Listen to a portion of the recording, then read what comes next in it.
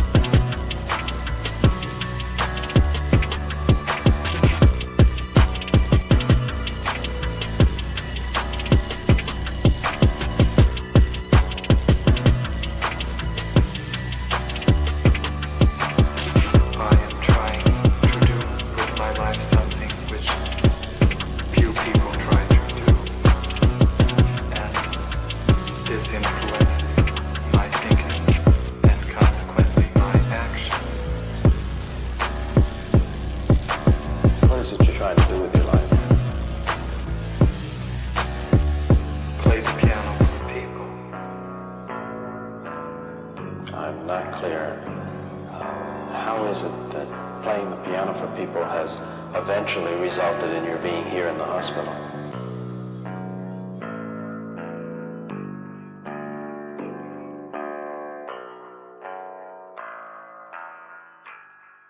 That's difficult to answer.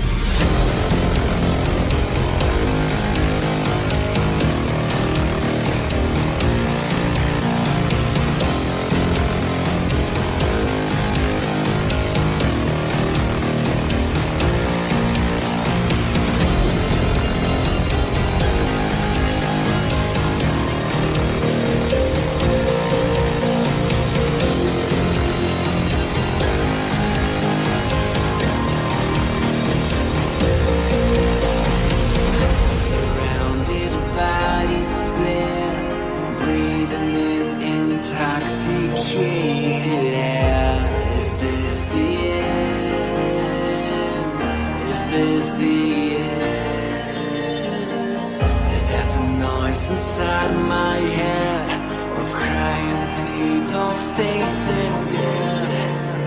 Is this the end?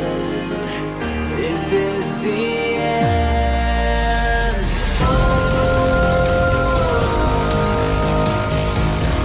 I'm burning in the stone,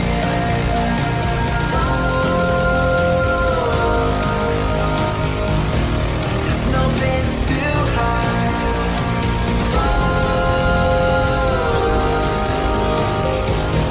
I'm burning in the stone,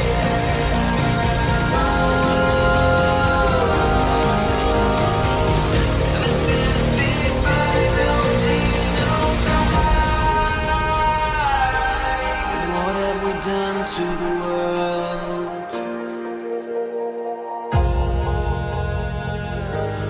What have we done to the world?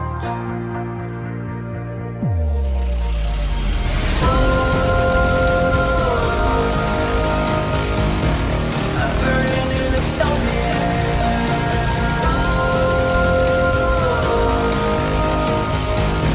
there's no place to hide.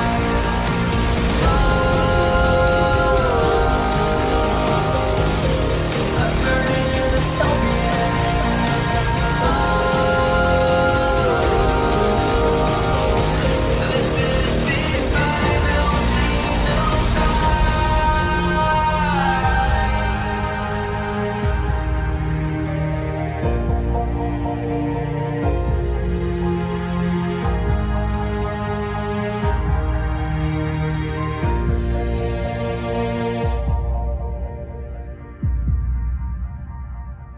this is the final We're going to war against James Lindsay. You keep James Lindsay up at night. I got to come and visit you in his head where you live rent free. I got to come and visit Carlin. Knock, knock. We're inside James Lindsay's brain. We're inside Chris Rufo and James Lindsay's brain where she has taken up a residence there permanently. And she's performing. She's doing shows there. She got a 10-year contract to do her talk show. No, but thank you very much. You're right. The left is going to come back pretty hard. Empire Strikes Back again. He's calling out cults and conspiracies wild. Gnostic sex cults and theories compiled. But one question's raised and it's blocked on the spot.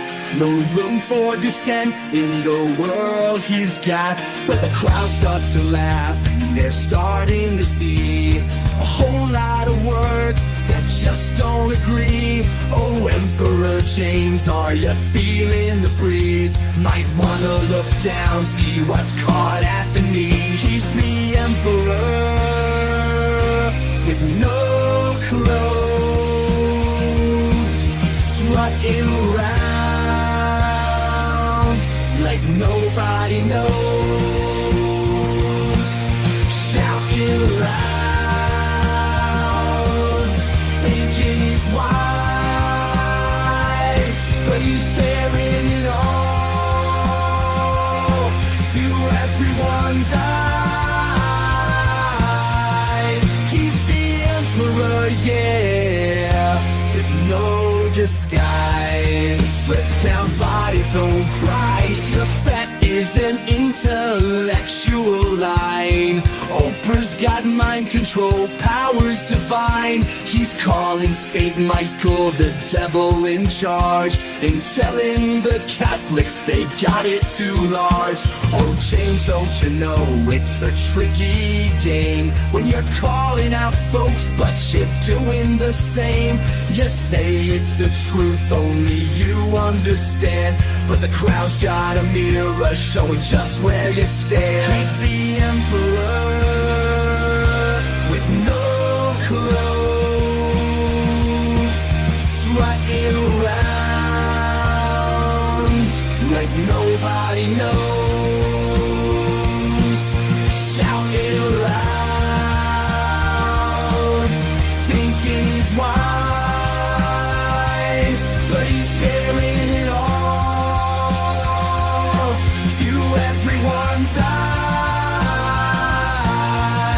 He's the Emperor, yeah, with no disguise. skies, stripped down by his own pride.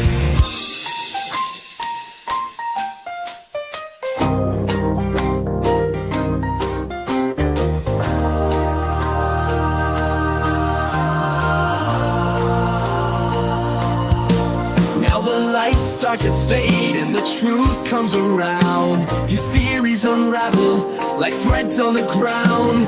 The court starts to giggle, the people all cheer, for the emperor's naked, the truth's finally here. He's the emperor with no clothes, strutting around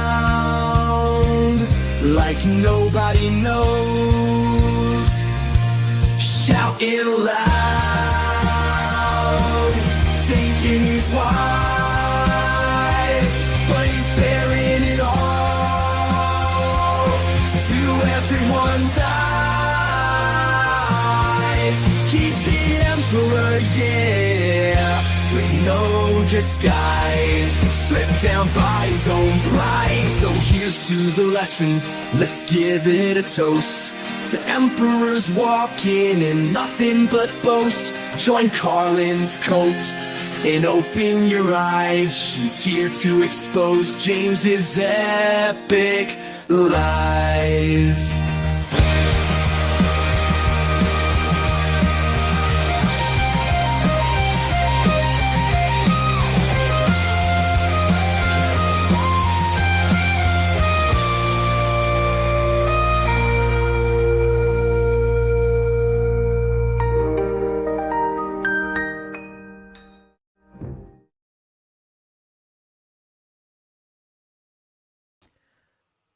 What up, everyone? Welcome to The Cult. The Cult is a show that I stream Monday through Friday at 5 p.m. Eastern Time on YouTube, on X, the platform formerly known as Twitter, and on Rumble, where we talk about whatever I feel like talking about. We could talk about the culture war. We could talk about the cult of the socialist communist left. We could talk about the cult of the classical liberal, illiberal, right? That wants to demonize everyone they disagree with. We could really talk about whatever I feel like talking about. And today, I feel, well, I actually don't feel like talking about James. I actually don't feel like talking about James. That's the truth. I actually don't feel like talking about James. But we're going to do it anyway, because we are. And honestly, the topic is getting a little exhausting for me, but I feel compelled to do it. And we might do it one other time this week, because James, on Thursday, is hosting the premiere of his latest podcast live on his channel. So make sure you all have a YouTube account that's not blocked on James's New Discourses channel. Make sure you all have a subscription. I don't know for sure that we're going to crash this live. I really, really don't. It's at 2 p.m. on Thursday. I guess we could. I just don't know if I have the stomach for it, if I'm honest about it. For those of you who are feeling a little bit behind, last week James Lindsay, who I have been calling out for over a year now, was exposed as the shill that I have been saying that he is by perpetrating a hoax that he claimed exposed the woke right, when in fact what it did was expose James as an intellectually dishonest shill to a lot more people. Like, we already knew that. We were already clear on the situation, right? But a lot more people are now exposed to that. And in response to that, James is coping by saying, I totally meant to hoax you guys and you fell right into my trap. And it's like, yo, yeah, it's even getting hard for me. And listen, I've been the queen bitch of cheering the downfall of James Lindsay for over, like, it started like last September, right? When I listened to a podcast he did, and I was like, oh no, James is totally unhinged from reality. And it just continued to get worse and worse and worse and worse and worse. And so I am the absolute queen of calling out this nonsense, and I don't regret a second of it, and we're going to talk about that. But it's honestly getting exhausting for me because it's so bad. He's crashing out every day. He's making these ridiculous attacks. It's all about who James likes as a best friend and who he doesn't like. That seems to be his arbiter of truth. And I don't know, that doesn't sound very classical liberal to me, but what do I know, really? But we're going to do it. We're gonna do it, and the reason I actually decided to do this is Sargon of Akkad, Carl Benjamin, recorded a segment with the Lotus Eaters that just apparently got uploaded yesterday about the whole classical liberals versus the so-called woke right thing, and really, I wanted to watch this. I was like, this is what I actually want to watch on the show today, but it's only half an hour long, and as you guys know, half an hour attempts to cramp my style a little bit. And so, obviously, we can't watch this podcast yet because this is premiering on Thursday on James's channel, which is going to be his epic cope podcast over getting called out on his bullshit. But what we can do is watch an interview that James gave last week. And I actually went into the chat on Rumble when he was giving this interview, and there was like no one there, and it was so sad and it was so pathetic that I just kind of left. I was like, oh, this is just too sad. But James has been going around to like all of these like third-rate like influencers and giving his side of the story about how he hoaxed the woke right. And I was like, oh, look, we already have a James fan. Now notice how James never brings you up in any of his actual videos. It's called keeping it classy and professional. You asked for advice earlier, and a lot of commenters told you the same thing. Oh, yeah? James doesn't bring me up? Then why was James tweeting about me yesterday? James doesn't bring me up ever? Then why was James tweeting about me yesterday? Why do I have a mountain of receipts of all of the lies that James has told about me to his 500,000 followers on Twitter? And you're right, I'm not going to listen to your advice. And let's just talk about that right now, and then we're going to ban this person because this person doesn't belong here. This person doesn't belong here. Now, last night I released a video on this channel, and I do want to talk about a lot of the responses. And it says, please help, why can't we get people to discuss the real far left? And I was bemoaning some of the same things I was bemoaning on yesterday's stream, saying, I don't understand why I can't have a serious discussion with people. Oh no, you're going to get banned. Do you want to know why you're going to get banned? Because I have 2 rules on my channel. Number 1, don't be a dick. Do not insult me. Do not insult other people in the audience. I can do whatever I want because I am the queen bee fascist dictator of this YouTube channel. And you came in and started whining right away, and that's a problem for me because no whining is actually rule number 2 of my channel. I don't want to hear it. I don't care about your fucking feelings. If you don't want to watch something, then don't click on the thumbnail. You yourself, person who we have never seen before on this channel, you yourself clicked on a thumbnail with not 1 but 2 pictures of James Lindsay to say, I don't want you to talk about James Lindsay. Why are you talking about James Lindsay? Why are you doing this video? Bro, you're the one that abdicated complete and total personal responsibility for the content that you're consuming that clicked on the video with him in the thumbnail twice. Now let me look at your chat history on my channel. Let me just look at your channel history. Let's see. Oh, wow. You've never chatted in on my channel before, ever, which means you've never come to any of my socialism streams. You've never come to any of my deep dives into the far left. You've never come to any of the stuff I'm doing where I'm showing you the real problem in the world. You're just here to complain. We don't care about your whining when you don't participate in the deep dives on the far left. Your opinion can be instantly GD discarded. And I do just want to address this a little bit because this person and this person is going to get banned because they're going to continue to whine and complain in the chat. Watch it happen. Watch it happen. Then we've got base people like Gary Gardner who really understands.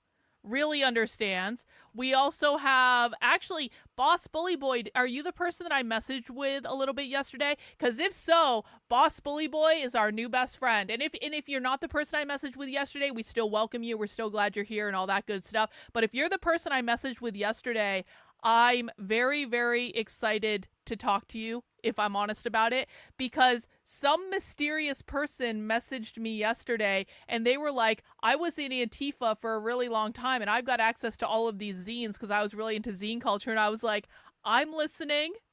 I'm listening.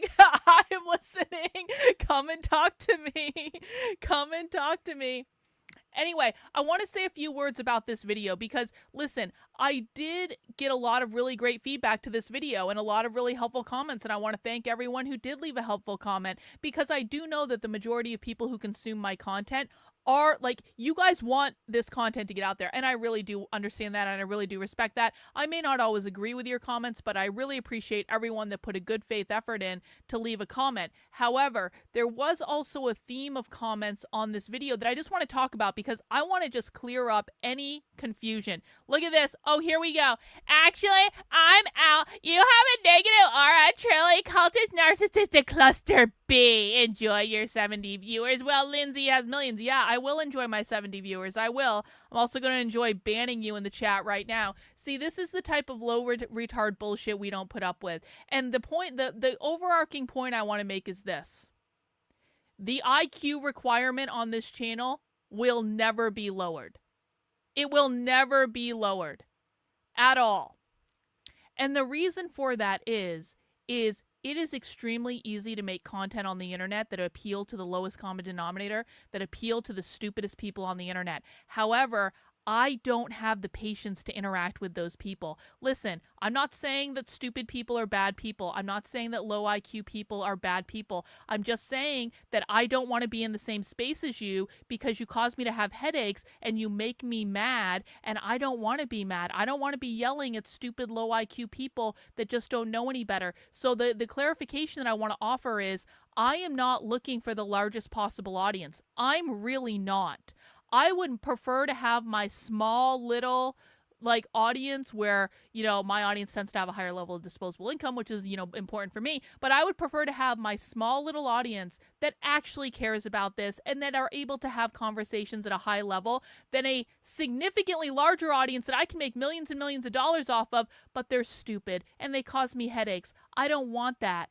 And so I want to be really clear about this. I'm not talking when I'm asking for help about, like, I want to actually find people to have real discussions about the far left and the type of content that we uncover and things like that. That is real and that is serious. But I want adult conversations.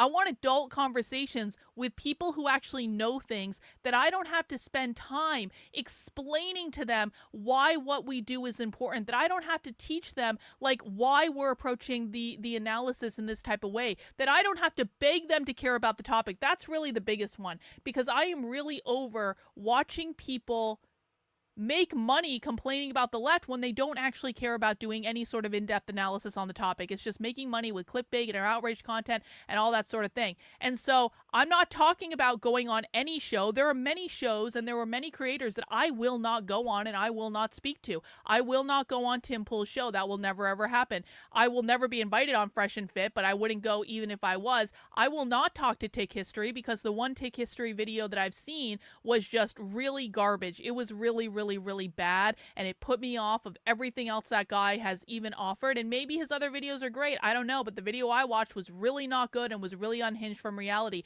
There are many people that I simply, Andrew Wilson, people brought him up. Listen, I'm never going to talk to Andrew Wilson. Andrew Wilson will have no respect for me and what I do, and I know that, and it would be a giant waste of time. So, and there are many other people that have larger audiences that maybe sometimes talk about the left that people have suggested. I want you to know it's not a personal thing to you that I'm saying no to your favorite creator, but there are simply people that I don't think it's a good use of my time or energy to interact with, and it would inevitably end up turning out badly for me, where their audience is just commenting on my looks and my weight the entire effing time. No one actually learns anything, nothing is accomplished. I'm looking to have adult conversations with people about these topics. That's it. That's the beginning and the end of the discussion.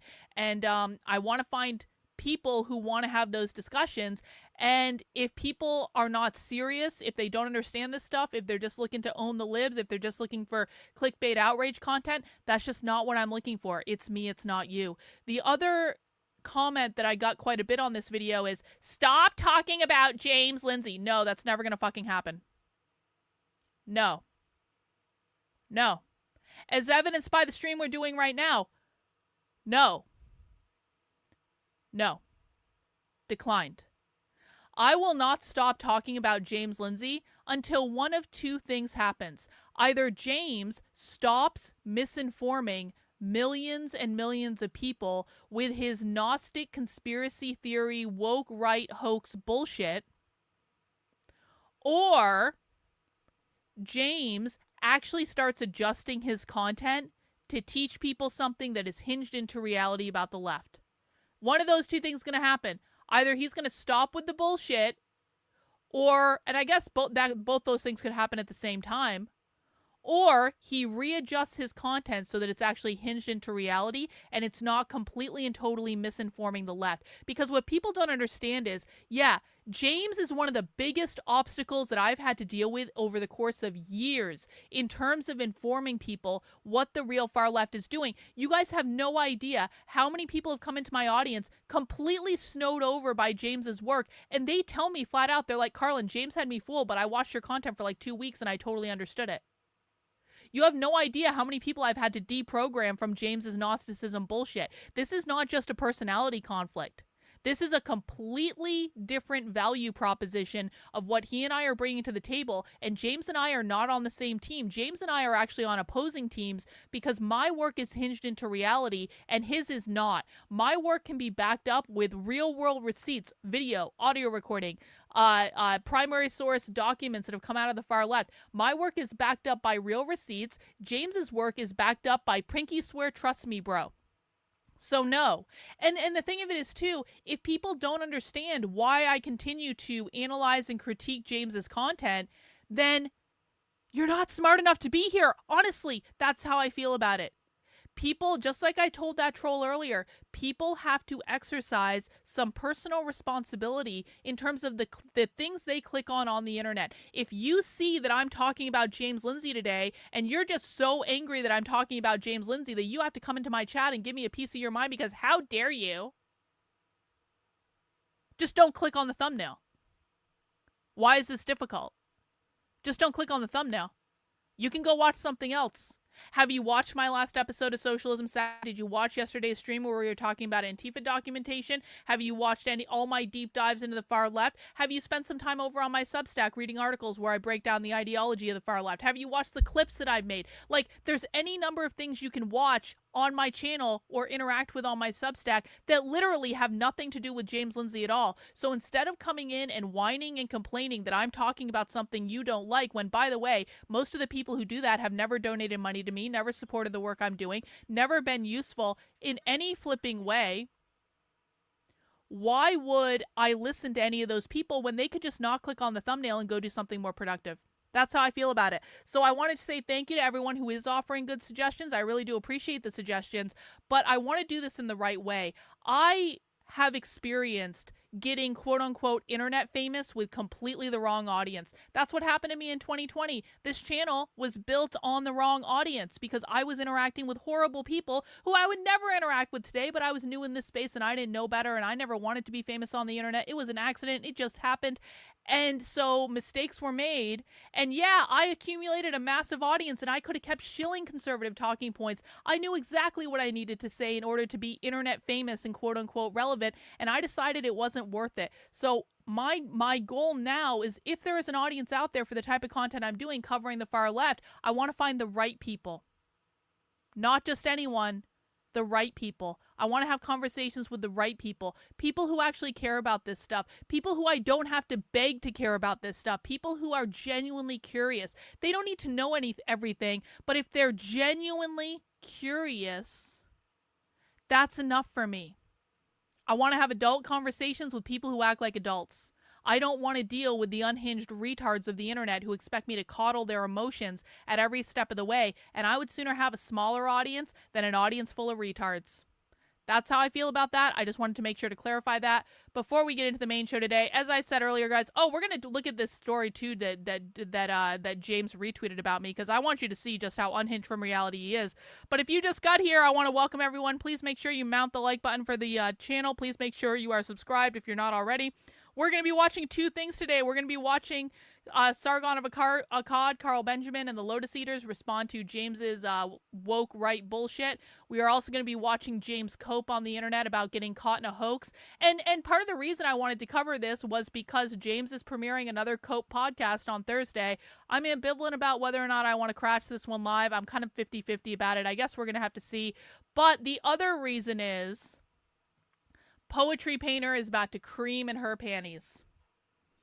Poetry Painter is a psychotic woman who is basically bound to her house because she's like 500 fucking pounds. I know because I've seen pictures of her. And all she does on the internet all day is stalk me and post stuff about me. And she's watching right now because Poetry Painter watches all of my streams and Hate watches all of my streams. Everyone wave to the fat psychopath that stalks everything I do on the internet. And Poetry Painter is creaming in her pants right now because there is nothing that she wants more than for me to talk about her. And one of the things she does is she writes these articles about me where she's exposing me and exposing how bad I am and exposing that I'm the worst possible person on the internet and ba-da-da-da-da-da-da-da-da-da-da-da-da-da. Poetry Painter gets zero attention for her bullshit on the internet. Except when she's retweeted by James Lindsay. Because James Lindsay takes Poetry Painter as a reputable source of information. And what happens is Poetry Painter, when she's hate watching me and screenshotting me and she photos stuff about me, she sends it to James. James doesn't bother to fact check at all. James takes everything this unhinged psychopath says as the God's honest truth. Doesn't bother to look into this. This bitch has been stalking me for over 4 years. Doesn't bother to look into it and then posts it out to his 500,000 followers as though it is the truth. And so I just want to show people the type of thing that James is putting out there about me. And then you can ask yourself, why do I continue to do these streams intellectually critiquing James Lindsay? Yes, I know exactly who she is. I know exactly what her name is. I know where she lives. I know what she looks like. I know all of this stuff. Obviously, I can't say it on YouTube because if I say it on YouTube, she'll try to get me banned or she'll try to get some sort of strike. She'll try to get the video taken down. I know all of this. She's a 500-pound fucking shut-in. She's an old woman. She's like 60 some odd years old. And she just sits around her day, like all day, like obsessing about me. That's who this woman is, honestly. We know exactly what she looks like. We've seen her pictures. The reason I've seen her pictures is she initially contacted me through her personal Facebook profile, so I know exactly who she is. Anyway, why don't we just take a quick look at what, and this is where Poetry Painter's really going to cream in her pants. Now, she's got over 20,000 views on this article. 3 comments, 5 retweets, 19 hearts. That's how much people care about her bullshit. But James Lindsay is putting it out there, and James Lindsay is flat out telling people, what did James say about this? True facts. Let them speak. I've been baiting them into it for a week. Okay. So let's see. Apparently I fell victim to James Lindsay's woke right hoax attempt, and Poetry Painter, the psycho 500-pound shut-in that's been stalking me for 4 years, hate watches every single thing that I do just to get evidence against me to prove I'm the worst person on the internet. Let's see what James Lindsay considers to be true. Okay, you guys ready for this? Gatekeeping isn't always a bad thing. Sometimes it's a very good thing. Oh, that's interesting. So James is advocating for gatekeeping. I'm working on chapter 4 of Surviving Karlin Borisenko.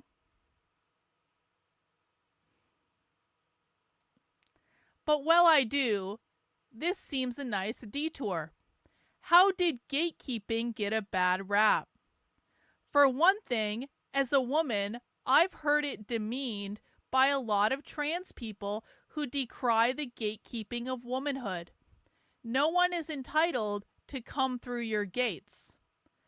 Gates and gatekeepers serve as important functions sometimes. And she's got a tweet here where I said, James Lindsay is literally advocating for the censorship of gatekeeping and of ideas he doesn't approve of, while claiming to be a person who believes in the free exercise of ideas. If James's ideas are better, why won't they clearly outperform ideas he doesn't like? So James Lindsay is a proponent of gatekeeping. This is now confirmed not only with the tweet that she's got highlighted here, but with the fact that James retweeted this, endorsing the idea of gatekeeping. Let's just keep that all in mind. Doesn't sound very classical liberal to me, but okay. based. She's not using that word correctly, but no one can tell her that. It's absolutely based for the right to guard itself against fascism, racism, anti-Semitism, collectivism, and authoritarianism. She sounds like a woke leftist right there. Based. It should not be just James Lindsay warning against these things. These are things that Carlin is now. Carlin also hates and demeans conservatives constantly. Why would she think we are obliged to associate with, entertain, or even tolerate her? I guess she's still calling herself a libertarian. No, I pretty openly call myself a fascist now. Apparently they don't gatekeep, because you can call yourself a literal fascist and still identify as a libertarian. Gates are actually good. Yeah, so what I've said is, I am an anarcho-capitalist in my heart of hearts, but I also acknowledge that anarcho-capitalism is not going to happen in my lifetime, and I have things that I want banned out of the public sphere, and so yes, I'm an anti-queer fascist. Absolutely, 100%. I want queer theory banned from the public sphere. I want queer theory books to be burned in a parking lot in a giant fucking bonfire. I want queer to be banned from public schools. I want anyone who teaches queer to kids to be put in jail. I want the publication of all queer materials to be banned for a minimum of 10 years, to have like a moratorium to see if kids go back to normal. Yeah, guilty. And that's not a libertarian philosophy. This is me saying, yeah, we should be banning ideas that are detrimental to society, because this libertarian thing, nice as it sounds, beautiful philosophy, in my heart of hearts, it's what I wish we could have. It's just not going to work out right now, and the kids are identifying as non-binary, and that's actually more detrimental than trans for a lot of people. I know a lot of people don't know the difference. We can talk about that another day, but the fact is, a lot of people are starting to believe that gender is not a real thing, and that's one of the building blocks of society. And so if people keep believing that idea, we are totally and irrevocably F. So we need to ban the teaching of that idea. And if I need to be called a fascist in order to advance that ideology, I don't really care. I don't care. I want to ban that idea. I want to ban communism, by the way. I would also like to ban the teaching and the publication of all communist books, except books that are warning against the dangers of communism. I don't think I'm alone here. I think that a lot of people would be perfectly happy if we banned pro-communism books, pro-socialism books, pro-Marxian books, or whatever. I think a lot of people would be happier if we did that. Just me. I don't know. Maybe. Further, how is James advocating for censorship when his tweet tells us that we should ask these people what they're trying to contain? This is the opposite of censorship. So they're saying by gatekeeping ideas, they're doing the opposite of censorship. Really wrap your head around that for a moment. They've gone full Orwell. By gatekeeping ideas, we're letting freedom of ideas flourish, guys. The right ideas. The approved ideas. By censoring ideas, we're letting all ideas be considered as long as they're ideas we approve of. All other ideas will be gatekept. That's literally the argument they're making. This is inviting these fascist authoritarians to just come right out and tell us what they are. Once they do, why would we oblige to say, okay, cool, I want to be associated with you? I don't know why this fat retard thinks I want to be associated with her. I would like it for her to go back into the hole she crawled out of and never speak publicly again, and certainly never come near me. And maybe she should stop hate watching my streams if she hates me so much. Maybe she should focus on something productive with her life. I've tried to disassociate from this bitch for literally years now, and she won't leave me the fuck alone. So I don't think I'm out of line by saying maybe you assholes should actually start acting like you care about defeating the left rather than gatekeeping people who are actually doing something to fight back against the left. Back when Carlin was still fangirling over Liz Warren and Mayor Pete, you mean back when I was a Democrat, I encountered the Groyper types online. Unite the Right in Charlottesville happened in 2017. Folks in conservative circles wanted nothing to do with that protest due to who was seemingly organizing it. I do believe that some good people did not know about the blood and soil Nazi types who had planned to be there, but most of them did know, and they were not interested in going and uniting with these people. These people need us, but we do not need them. To say that the dissident right needs magatard conservatives and classical liberals for that matter, is laughable. We should not want them. They called it Unite the Right in order to glom onto us. And this psyop was used in the media, and it's effective in trying to make it seem like the right were embracing Nazis. This is where the original Nazis are fine people hoax originated. So now the argument is that the Nazi this, and again, remember, James Lindsay has endorsed this by tweeting it and saying it's the complete and total truth. Now the argument that James and his friends are making is that the Nazi very fine people hoax did not come from the left-wing media. It came from the people at the rally. Seems a stretch to me, but okay. Trump was correct in that there were likely many people there who did not know about the extremists who were involved. There are certainly people who attended who just thought they were protesting, tearing down a historical statue. The day itself seems to set up where Antifa was released, where white nationalists and police largely stood down for hours. And they're blah, blah, blah, blah, blah, blah, blah, blah, blah. This all has nothing to do with anything I talk about. None of this has anything to do with me. None of this have any... Oh, here we go. So expect us to gatekeep MAGA. I literally didn't vote for Trump. You can gatekeep me out of MAGA all you want. I didn't vote for Trump. Expect us to speak up if we see someone who seems to be a leftist in disguise or a fascist in disguise. This is how it should be. And so what is her evidence against me? That I'm a horrible person. What is her evidence? That I responded to my friend Goose. Goose says, women ruin fucking everything. I responded with, true. Because Goose is a friend of mine. And it's a joke. But that's proof. Okay. And then this person says that my definition of woke, which is actually completely dead on, my definition of woke is the following. People who demand conformity and try to force assimilation to groupthink through gaslighting, who want to control what words you're allowed to say and what ideas you can consider, and will shame you if you go outside the allowable box of opinion. This moron retweeted me and said, this is the definition describes women. I said, oh, I'm sorry, you're just not smart enough for me to continue to interact with, and then I blocked them because they were missing the point, like, willfully. And then I said, I can't find anyone who's interested in having a real conversation about the left based on primary source evidence. Is all just narrative. It's infuriating. So the evidence that I should be gatekept from talking about the far left on the internet are that I was joking with a friend, that I refused to engage in conversation with obvious bots on the internet that have no influence, and that I then said, I don't know why anyone would talk to me. I'm making it pretty clear I don't want to talk to people like this. So that's not who I'm talking about. There's a reason the gates get closed on Carlin. A lot of people opened their gates to her and regretted it. I'm happy that she's infuriated that she's worn out her welcome. That's it.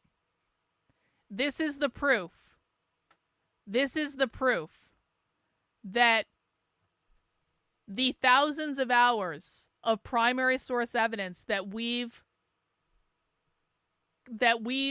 collected on the far left, we can just dismiss all that. Let's throw that all out. This is proof that anytime I've gone undercover and I've gotten recordings that literally no one else has from leftist events, no, they don't care about seeing that. You want to know why? You want to know why? And James Lindsay, I remember endorsed this because I made a joke with a friend on the internet. This is the level of people that I do not want to interact with. When I say that I want to interact with serious people who actually want to discuss this topic, what I mean is I want to interact with people who are serious about it.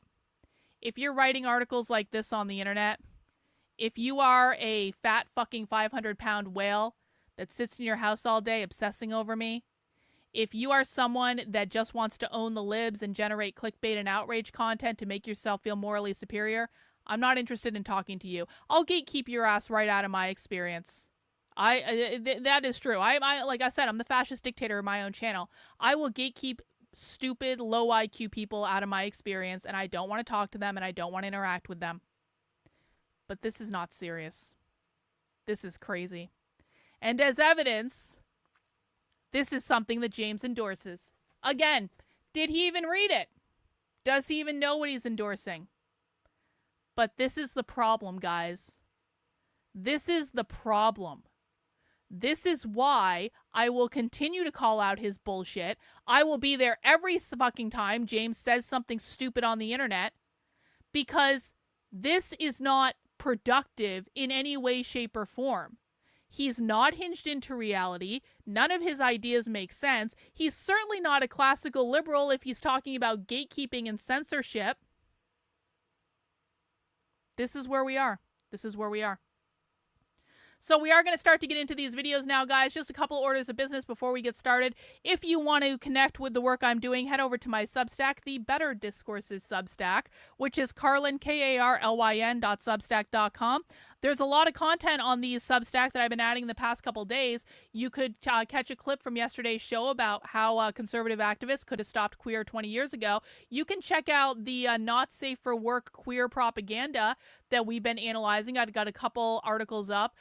This one, I mean, that's not even the most not safe for work picture in that zine, but you can see where queer activism comes from in the zines that we're exposing. I'm the only person talking about these zines that I know of on the internet, and so you can check out that on the Substack. You can also read chapters from my latest book. Now I'm doing a new thing, so I have my Speak Socialist Substack. This is different. This is where I'm posting chapters of my next book before the book is published, so you can sign up and read them in advance. But if you are a supporter on my main Substack, I have actually been posting chapters from the book. I'm starting a new series in the book called Common Questions About Communism, and I decided to post those chapters for premium members only on my normal Substack too. So if you're a member on my premium my normal Substack, you can get access to those. And if you want to read the full chapters of my book, which is going to be called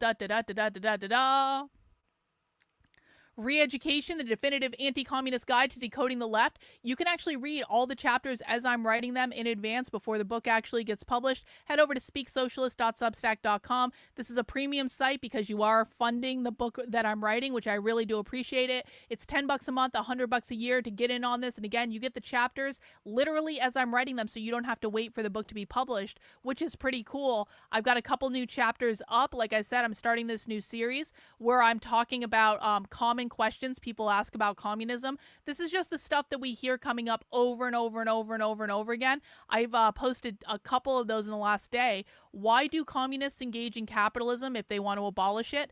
And why do they claim that real communism hasn't been tried? There are actually answers to these things, and I know the answers based on listening to thousands of hours of communists talk about these things. I explain why those are on the Speak Socialist Substack, so you can get access to that right now before the book gets published, and that also supports the work I'm doing. Also, as a reminder, head over to the Unwoke Art Store because this is your last chance for wrapping paper. I've got some nice subversive wrapping papers available in my merch store. We've got 4 different Trump wrapping papers.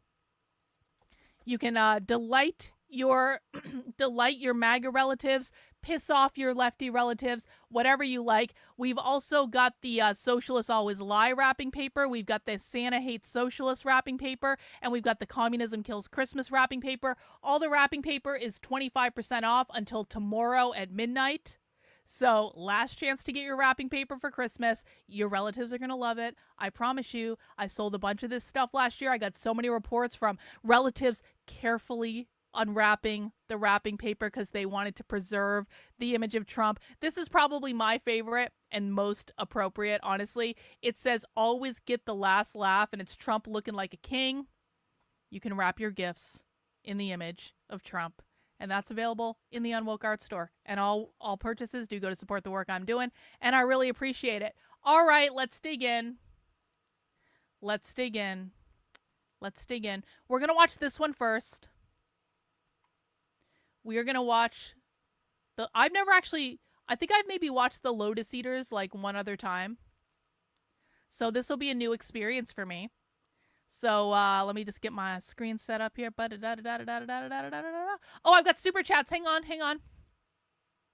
I want to welcome I'm Jack to the channel as a member. Thank you, I'm Jack, for your support. LK says, as a conservative, it took me many years to tolerate liberalism.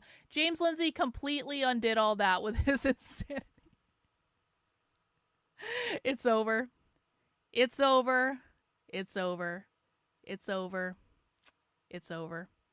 No more liberals allowed. Ban all liberals. Gatekeep all liberals. All right, let's listen to what happened. There's been a upset between the classical liberals and the woke right, quote unquote, that we have seen play out mostly on Twitter, obviously, but that's where all the interesting discourse is actually happening, and it's been going on throughout 2024. And it kind of came to a head recently. I thought it was just worth actually talking it out a bit and trying to examine some of the underpinnings of the discussion, because I think there is actually something quite substantive here. So, I mean, we can begin in February 2024 when Konstantin Kisin wrote a Substack article just called Tucker Carlson and the Woke Right, where he's describing what he thinks the woke right is in contrast to the classical liberals and how Tucker Carlson fulfills that. I personally didn't respond to any of this because I was just like, I don't know if I'm woke right. I don't think I'm woke right. And this kind of bubbled on the back burner. Andrew Doyle wrote something similar. Oh God, in Andrew November. Doyle, no! And 'Cause James he's friends with Lindsay Constantine Kisin. decided to push this to the fore by essentially tricking a Christian nationalist publication that I'd never heard of by rewriting large sections of the Communist Manifesto and rewriting them in great detail as well. So you would have to, I mean, to be fair, it should never have got past their sort of smell test, because there are some obvious allusions to the Communist Manifesto in it, and they should have known they were being essentially ragged on. But they didn't. But the point being, the bits that he had interpreted weren't promoting communism, they were promoting Christian nationalism, and that's why they published it. And James, when challenged on this, had to default back to, well, it's the same logical structure. It's like, well, the logical structure is there is something we don't like and we should change it. Therefore, yeah, you could apply that to literally anything. I mean, liberals would be fine with that. And so this kicked up a huge amount of stink. And back in October, Connor had written an article saying, well, look, there is no woke right. And what this really is, and I think he's right on this, is cracks showing in the woke coalition. Charges of wokeness are being levelled at various figures by politically homeless liberals. The problem with the term woke right is it will define self-contradictory and a tactical blunder for an anti-woke coalition to use. And so I think this is something worth talking about, because there is... Just to be really clear, okay, here's my perspective on it. People might disagree, but I've been around the so-called anti-woke space for like almost 5 years now. And there was a time when things were more cohesive. That time was 2020 and the beginning part of 2021. Really, after that, everything started falling apart. People started competing for content. They stopped working together. They stopped communicating. And then it became about who was going to be the best propagators of whatever narrative conservatives at the Daily Wire or any of these other publications wanted to sell. Because the Daily Wire was funding a lot of this stuff. And so if you were deemed to be a good brand investment for them in terms of propagating the narrative that they wanted you to propagate, you were lifted up as someone that should be listened to, even if you're from Canada, like Billboard Chris is. He's not American, he's Canadian. I don't know why he doesn't just go back to his own country and fix the problems there. No, Billboard Chris has to come to America because he got a boat ton of money from Matt Walsh at the Daily Wire in order to build him up as some sort of brand, even though nothing he says is really that crazy. He stands around with a billboard. Like and he should be doing it in Canada. He shouldn't be doing it in America. I don't know why it's not fighting Canadian battles, but again, what is it with all these Canadians like inserting themselves into American politics? I don't understand that. Canada is so much more Marxist than the United States is right now. They should focus on their own country, but such as it is. Anyway, my larger point here is that there has not been an anti-woke coalition in a really fucking long time. And I think that, like, there are people who have banded together in, like, these high school clique sort of things where it's like, we're all best friends, and they all see each other at events, and they take pictures, and they're all like, and they do these things where, like, we are best friends, and they all hate each other, by the way. They all hate each other behind the scenes. They all shit talk each other behind the scenes. But then they go to these events, they put their arms around, we're best friends, we're having so much fun. It's exactly like what leftists do. It's completely astroturfed. It's completely inauthentic. It has made my skin crawl for so long. It's why I don't involve myself in it. It's why I never involve myself in it. And so to pretend like there's this like anti-woke coalition, I don't think there has been that in a long time. There have been a lot of people who've been putting on a face for social media to build a brand. That's it. Essentially, the argument being made from the liberal side of this that, okay, the problem with the woke left is that it's woke and not that it's left. Right? That's, I think, really the issue, because what they would summarize woke as being a systematic critique of power relations in society and drawing attention It's not what to I would oppressions define and woke as being, injustice. but okay. Now, the average liberal should have no real problem with that concept, because that is, of course, what liberalism itself was founded on. As the purpose of liberalism was to critique the aristocratic regimes under which they lived, point out that they had no moral justification according to a different moral analysis, and, well, frankly, bring about revolutions, which is what the American and French revolutions were about, and instantiate a new liberal order.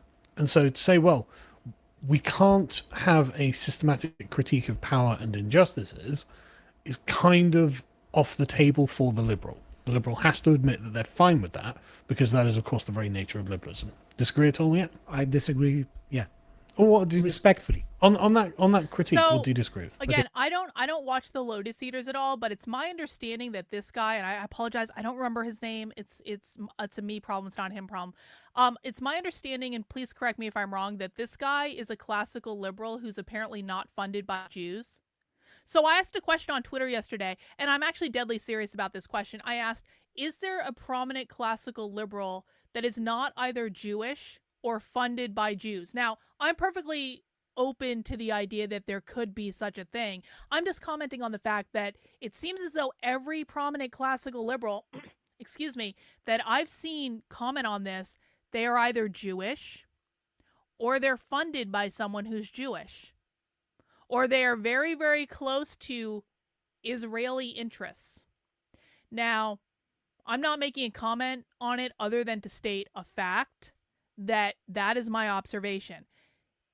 But people have told me that this guy is actually a classical liberal, and this guy is actually not funded by Jews. And if that's the truth, then you know what? I welcome his contribution. I'm just trying to straighten this out, because I really don't know who these people are. Okay, so I think I heard that someone said that the problem with the woke left is that it's woke, not that it's left. I think that this isn't accurate. The criticism is, and when I say the criticism, right now I'm essentially arguing for my own view, because it's not that someone instantly has to say, you know, you're with this person or with the other person. Right now, let me just rephrase the whole thing. Well, hang on. Before we go on, but did you object to my my characterization of liberalism? Yes. Why? Because liberalism has a political dimension which manifests historically in constitutional monarchy and republicanism, classical republicanism, mainly these two areas, and they do tend to come with a realistic critique of how power works. Sure. A lot of people are criticizing, when they talk about liberalism, they're either criticizing deranged leftism or a caricature of libertarianism, which is, okay, That's just true. I agree. the state should have nothing to do with it, essentially something close to ANCAP. Sure, but if being woke is defined as applying a structural critique of power relations, That, from my to understanding, identify injustices, from my understanding of this conversation, it isn't just the applying the systematic critique, because, for instance, realism, which we could say lots of the U.S. founding fathers, and also So essentially, this guy, and again, I apologize for not remembering his name, but he's saying that James Lindsay doesn't even have the correct definition of woke, which I would agree with, that you can critique power relations without being woke. work in his critique of the French Revolution they were using. Yeah. The issue isn't that there is a systematic critique of social phenomena. The issue is that there are some overlaps, and that this systematic critiques take some particular forms. And what Lindsay and Kissin are saying, and lots of people, is that, for instance, the same way lots of people on the left are saying, well, it's the white straight male who's responsible for everything. They say, for instance, that lots of people are saying this. That's not what that means.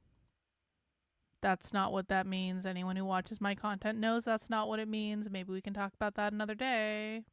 That's actually a conversation I would love to have with these guys. Hey, let me explain to you and show you evidence that this is not about straight white men at all, and that this was all bullshit from the very beginning. It's not about straight white men. Stop listening to useful idiots who are lying. It's not about straight white men at all. They don't care if people are straight. They don't care if people are white. They don't care if people are men. They care if people are socialists or queer. For the Jewish people. Sure. Or lots of people are saying this for the classical liberals.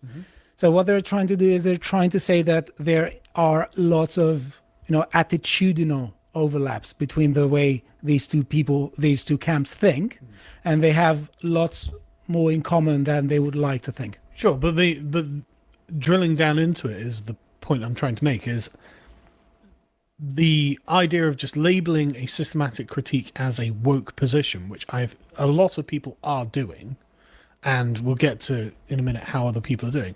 Well, if that's woke, then liberalism itself was always woke. Yep. Then everything true. is woke, yeah. Well, Almost everything except... Not necessarily everything, but everything in modern politics, then, by their standard, right? There are definitely political views that aren't systematic critiques of things, but liberalism began as a systematic critique of the way that society and the justified forms of Yeah, power structures. it was essentially saying that human beings occupy the same position in the great chain of being, and the feudal system was based on the idea that some people are naturally superior. Yeah, and so it is in and of itself, it has to be that. So if the classical liberals say, well, it's being woke is the problem, then, well, are you really a classical liberal then? Because classical liberalism has that baked into it. But the point being, I think, is the issue that actually it's the systematic critique from the left rather than one from a centrist or right-wing perspective. I think it's when it takes particular forms. It's not that's what I'm saying. The problem isn't that there is a systematic critique. The problem is when we have very low resolution analyses.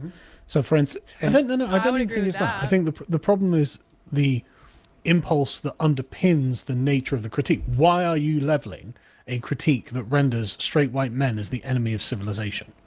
When, like I say, they're responsible for everything. They're kind of the... That's not what the critique is. That is a right-wing interpretation of what the critique is. That's not actually what the critique is. If you guys want to know what the actual critique is, actually, I posted a zine on the Substack earlier, Detour. If you guys want to know what the actual critique is, head over to the Substack. That is carlin.substack.com. And check out this article about queer propaganda arguing to abolish gender. If you would like to learn more about how they want to abolish gender, they're not talking about men, we're not talking about women. They want to abolish gender entirely. This is where the basis of all this comes from. You can access the re-education article number 9. This is also on the Substack. The true goal behind gender ideology, queer theory, queer Marxism. And there's lots of other resources on the Substack as well that you can access, but they're not accurately articulating what the left is doing. Because they're articulating the right-wing narrative about what the left is doing, and the right-wing narrative is not an accurate analysis. So, and I can provide lots more receipts if people want more information about that. authors of civilization, actually. So why is the critique being leveled from that perspective? The idea of the critique itself is fine, and so that's not the issue with being woke. The issue with being woke is attacking the majority population of the country. Yes. Yeah. Right. So that's the point I was trying to drill down to. Like Meaning the capitalists, classical liberal has to property concede owners. that there is, of course, a critique of power and structure contained within liberalism. So that's not what they're objecting to. And I've noticed that the point that they want, though, is to arrive at, oh well, I'm happy with like the 90s liberal establishment consensus. And so if you are to say, go any further than that and engage with critiques made from the left by what I think are quite brilliant left-wing thinkers. Whether you like them or not, Oh, they're reading Marcuse? you have to concede their skills. Seriously. Is anyone in their book club? Does anyone do their book club? Is it good? I didn't know they were doing stuff. I mean, well, and this is no shade. I don't watch other people's content because I don't have the time to do it. So I don't know what a lot of people are doing. But that's actually interesting to me. I might want to join a book club about that. Then suddenly they view this as, oh, well, that's communism. It's like, okay, well, look, the reason you're afraid of this is because you don't properly understand it and you feel like you have no defense against it, right? I personally am never going to become a Frankfurt School communist because I'm not any kind of communist. I'm for hierarchy. I'm not against it. I'm not trying to achieve their goal. But after reading various members,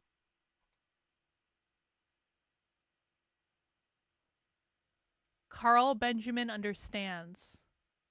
This might sound overly simplistic, okay? People might be surprised that I'm actually delighted at what Carl Benjamin just said, because it sounds like an oversimplification to say, I am so thrilled to see someone understand that this is about hierarchy. Because that is what it's about. They believe capitalism created all hierarchies. They want to abolish all hierarchies. That is what every initiative around equity is about hierarchy. The problem is that I've never actually heard any other conservative influencer explicitly say that it's about hierarchy and explicitly indicating that he understands that it's about hierarchy. Wow. Okay. That actually makes sense. Communists hate all hierarchy, especially the ones who want to abolish the family. They believe capitalism, which is defined as private property ownership. Private property meaning bourgeois property, your ability to own a home, your ability to own land, your ability to own an apartment rental, you rent out as a landlord, your intellectual property, your private business, whether that private business be big or small. Your parental rights are considered to be a form of private property, which goes back to the abolish the family stuff. It has to do with passing generational wealth down, maintaining privatized wealth within the nuclear family. It also has to do with the nuclear family being the literal means of reproduction of capitalist values. That's what they believe is called social reproduction theory. Your individual liberties are also considered to be a form of private property. Your freedom of speech, freedom of religion, that's a little bit more esoteric, but I do have them on video saying it. But yeah, they believe that capitalism creates all hierarchies. Capitalism, which again, private property ownership, creates all hierarchies in which some people have more resources than other people. The people who have more money, more property, more wealth generating like ability, they are the oppressors. The people who don't have that are the oppressed. That's what they believe. And everything from race to gender to queer to disability stuff to fat studies to environmental justice to reproductive justice to abolish the police to free Palestine to campus protests, every single issue goes back to that one thing. If you understand that the left wants to abolish hierarchy, capitalism means hierarchy. Individualism and meritocracy mean hierarchy. Equity means level the hierarchy. It means get rid of all apparatus that gives some people more access to resources and power than other people. So capitalism means hierarchy. Equity, which is code for Marxism, means flattening the hierarchy. Let me give you one quick example, and then we'll go back to the video, I promise, of how this applies to gender. Why are they doing all this stuff to mess around with gender? Because they believe that capitalism created the gender binary. The gender binary is men and women. It put men in the workplace where they had access to all the power and all the money. It put women in the home doing the unpaid and therefore devalued labor of raising the next generation of oppressed workers under capitalism that is the nuclear family. This is also called the patriarchy. The patriarchy indicates that men are in oppressor positions over women. The way you get to gender equity, the way you eliminate the hierarchy caused by capitalism in regards to gender, is you eliminate gender entirely.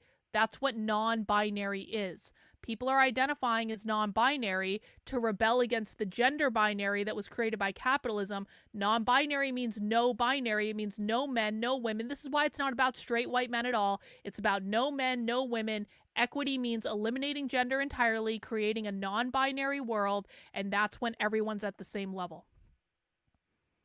That's huge. I cannot believe he understands this about hierarchy. And again, I know this is a small thing. This is something that everyone should know, but no one seems to understand it. So, points for Carl Benjamin, I guess. Let's hear it again. Feel like you have no defense against it, right?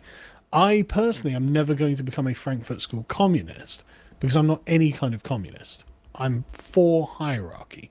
I'm not against it. I'm not trying to achieve their goal. But after reading various members of the Frankfurt School, for me it's Marcuse, Horkheimer, and Adorno, I can't deny that these are brilliant thinkers and that they have incisive critiques of the world. Whether you like them or not, and I know you don't like them, they are impressive thinkers. Well, there's a reason that the left have captured these institutions. I agree with that. I agree with that. And I don't read the Frankfurt School, but what I do is I do listen to leftist activists all the time. I listen to leftist academics all the time. That's most of what we do on this channel, right? The left are not stupid. This is why I get so pissed off at conservatives who come into my chat and they go, they're all mentally ill, they're all stupid, and they dismiss their intelligence. And I'm like, listen, man, we listen to these people all the time. These people are not stupid. They're not stupid. They're very smart. They're very intellectual. There is a sense to how they see the world. There is a structure to how they see the world. It's not all word salad. They are completely consistent in their values. They're completely consistent when you actually understand how they perceive the world. And so this is one of the things that really bothers me about the right's analysis of the left, is they think they're all stupid and mentally ill, when in fact, they're neither of those things. They're incredibly intelligent. They're incredibly intelligent people that have really bad ideas. But most of them live in an insulated environment where they are in an echo chamber where they're only ever talking to other far leftists. Okay? They're literally only ever talking about other far leftists and to other far leftists, and they're reading far leftist books and they're going to far leftist events. They live in an echo chamber where they're constantly reinforcing each other's bad ideas. So that's the danger of being in an echo chamber, whether you're quite frankly smart or stupid. Because if you're just in a group of people where you're constantly just reinforcing each other's ideas and no one's allowed to be critical, you're going to end up with some really bad, ill-considered ideas because it's not getting any feedback or criticism or pushback. I really do think this is why a lot of communists won't engage with me. They know who I am, but they won't engage with me because they know I'm going to push back on their ideas. The minute I do that, become the enemy. Steve O'Devil, thank you for the super chat. Thank you so much for this explanation. I'm drinking some Bohemian Cerveza. Ooh, that sounds delightful, Steve-O. Thank you for the super chat. I really do appreciate it. Yeah, Mizakan says, this is why bookstores play a central role in far-left activism. That's exactly right. Publishing books is one of the major ways that the far left makes money. There are so many far leftist book publishers. There are radical revolutionary socialist bookstores in every major city in the country. They hold events there. They hold trainings there. They hold book clubs there. This is how they create an insular little community where they have an echo chamber all to themselves.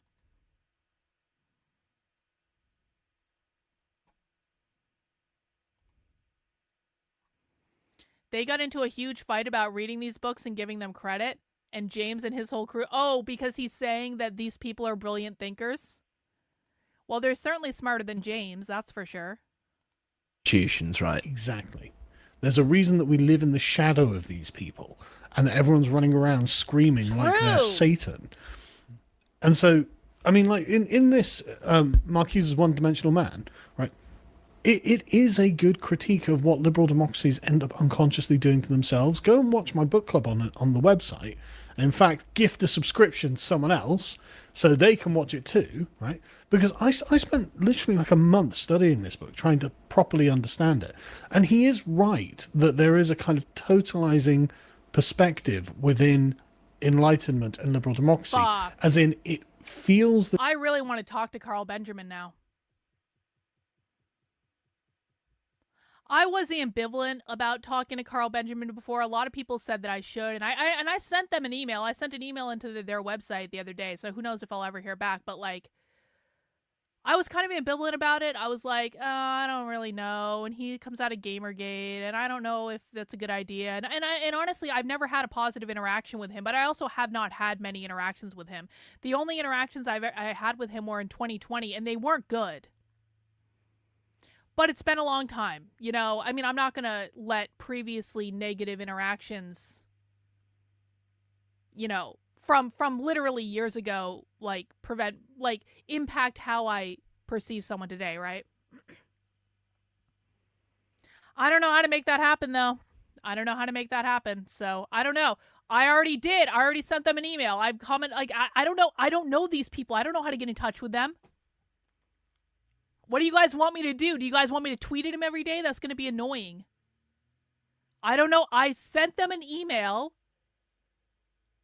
I don't know what you guys want me to do. All right, let's see. I have a question. I understand from your channel it's not about being pro or anti-white people. It's about dismantling hierarchy. But is this the case also for moderate and left Democrat voters? So moderate and left Democrat voters usually don't actually do anything related to this. So you guys have got to start, and I'm going to read the rest of your question in a second, but like you guys have got to start separating Democrats and moderates from what I talk about, which is the radical revolutionary far left. They're not the same thing. What Democrats and moderates are is trickle down from the bad ideas of the revolutionary far left, but they aren't actually implementing those ideas in a real way. The people driving these ideas are the radical revolutionary left. That is the origin point of these ideas. That's where the bad ideas come from. And the radical revolutionary far left doesn't care if they don't care if you're a man. They don't care about your skin color. I know, I've been to their events. I've seen them. There are a lot of white people at their events. There are a lot of men at their events, and they don't treat them any differently. So they don't actually care about that. This is, and I'm not blaming you, but this is conservative. This is conservative and right-wing propaganda. It's not actually real. Is it safe to say there is genuine No. No, it's not. That is a conservative talking point. That is a right-wing narrative. It's not real. It's really not. They do not mean the same thing as you do when they say white. They are referring to systemic racism, not individual racism. Systemic racism means the system that upholds racism, which is capitalism. They say institutional racism, the institution that upholds racism, that means capitalism. Their language is completely different. Their definitions are different. This is a conservative right-wing bullshit narrative that is designed to outrage you, that is designed to spin you up, that is designed to make you angry so that you react and you make people money that are shilling the narrative, but it's not reflective of what the left actually thinks and believes and discusses. It's just not. I'm sorry. I mean, I'm not going to tell you guys what to do. Like, I mean, I do know that if people request, like, sometimes that's helpful, but I'm not going to tell anyone what to do, okay? If you guys want to email them and say, talk to Carlin, do it. If you guys don't want to do that, that's fine too. I'm kind of like, I have put out the vibe into the universe. My work is done. If it happens, it happens. If it doesn't, it doesn't. But I appreciate the sentiment, to be honest. I do appreciate the sentiment.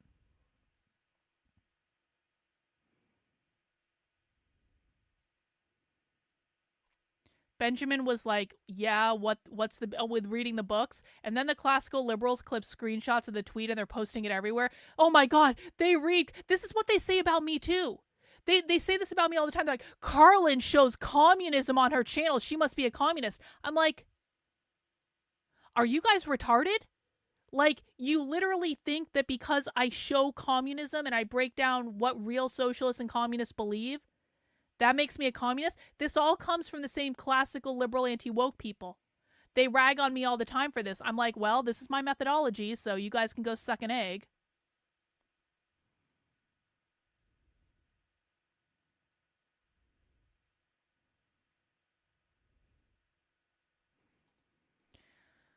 I understand that you have a high standard for what people say in your chat. No, that's fine. That's fine. All questions that are in good faith are welcome. So if you have a question that's in good faith, it's welcome. If you're just being a dick and trolling, that's not welcome, but I don't perceive you to be a dick and trolling. I think that you worded it just perfectly. Thank you.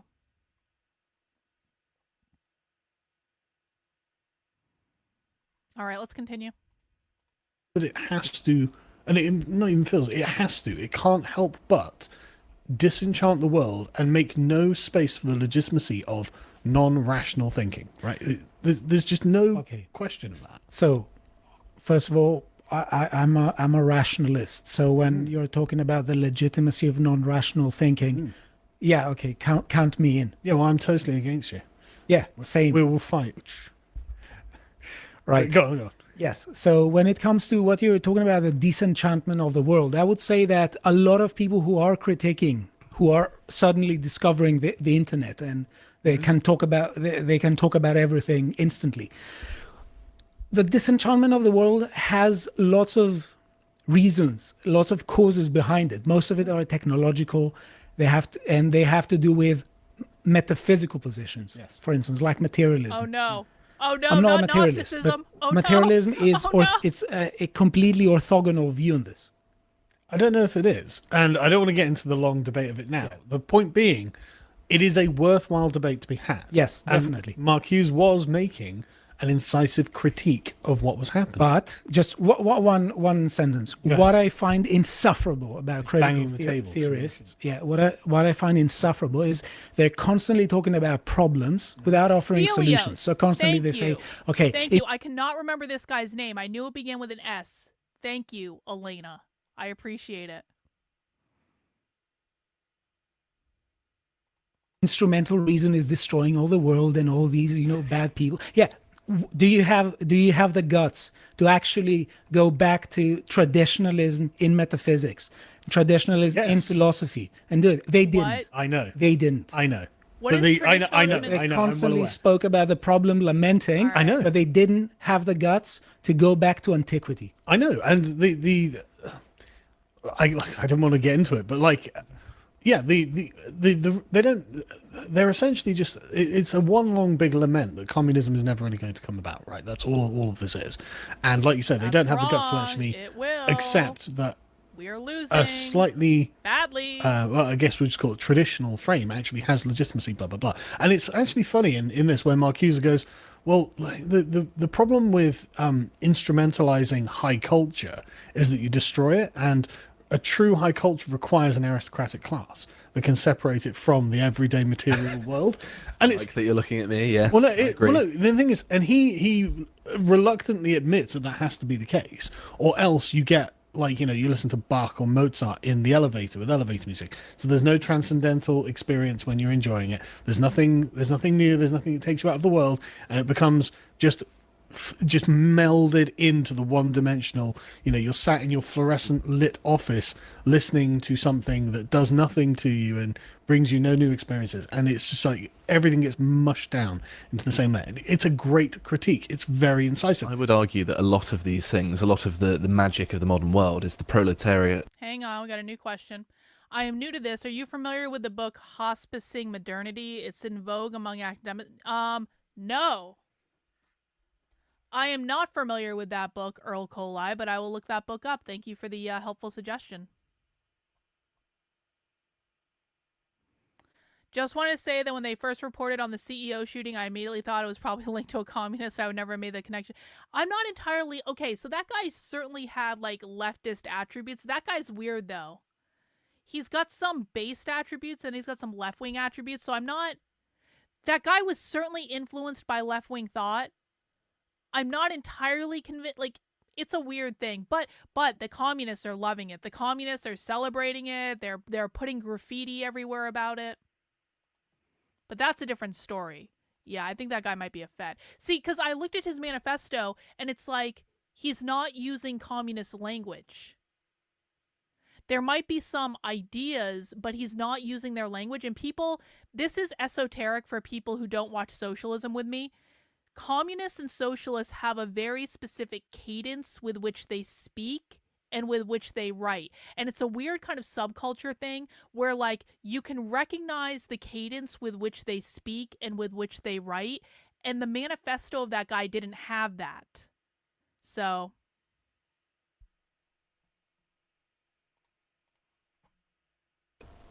Proletarialization of the world, in that everything is very accessible to that's the lowest common denominator, and I think that's terrible. I don't want it to be. That's exactly his critique. He's like, look, these things can only essentially be magical when they're not freely available to everyone. Yep. When they're not just played in the elevator, it has to be something special. That's and a good point. Held back.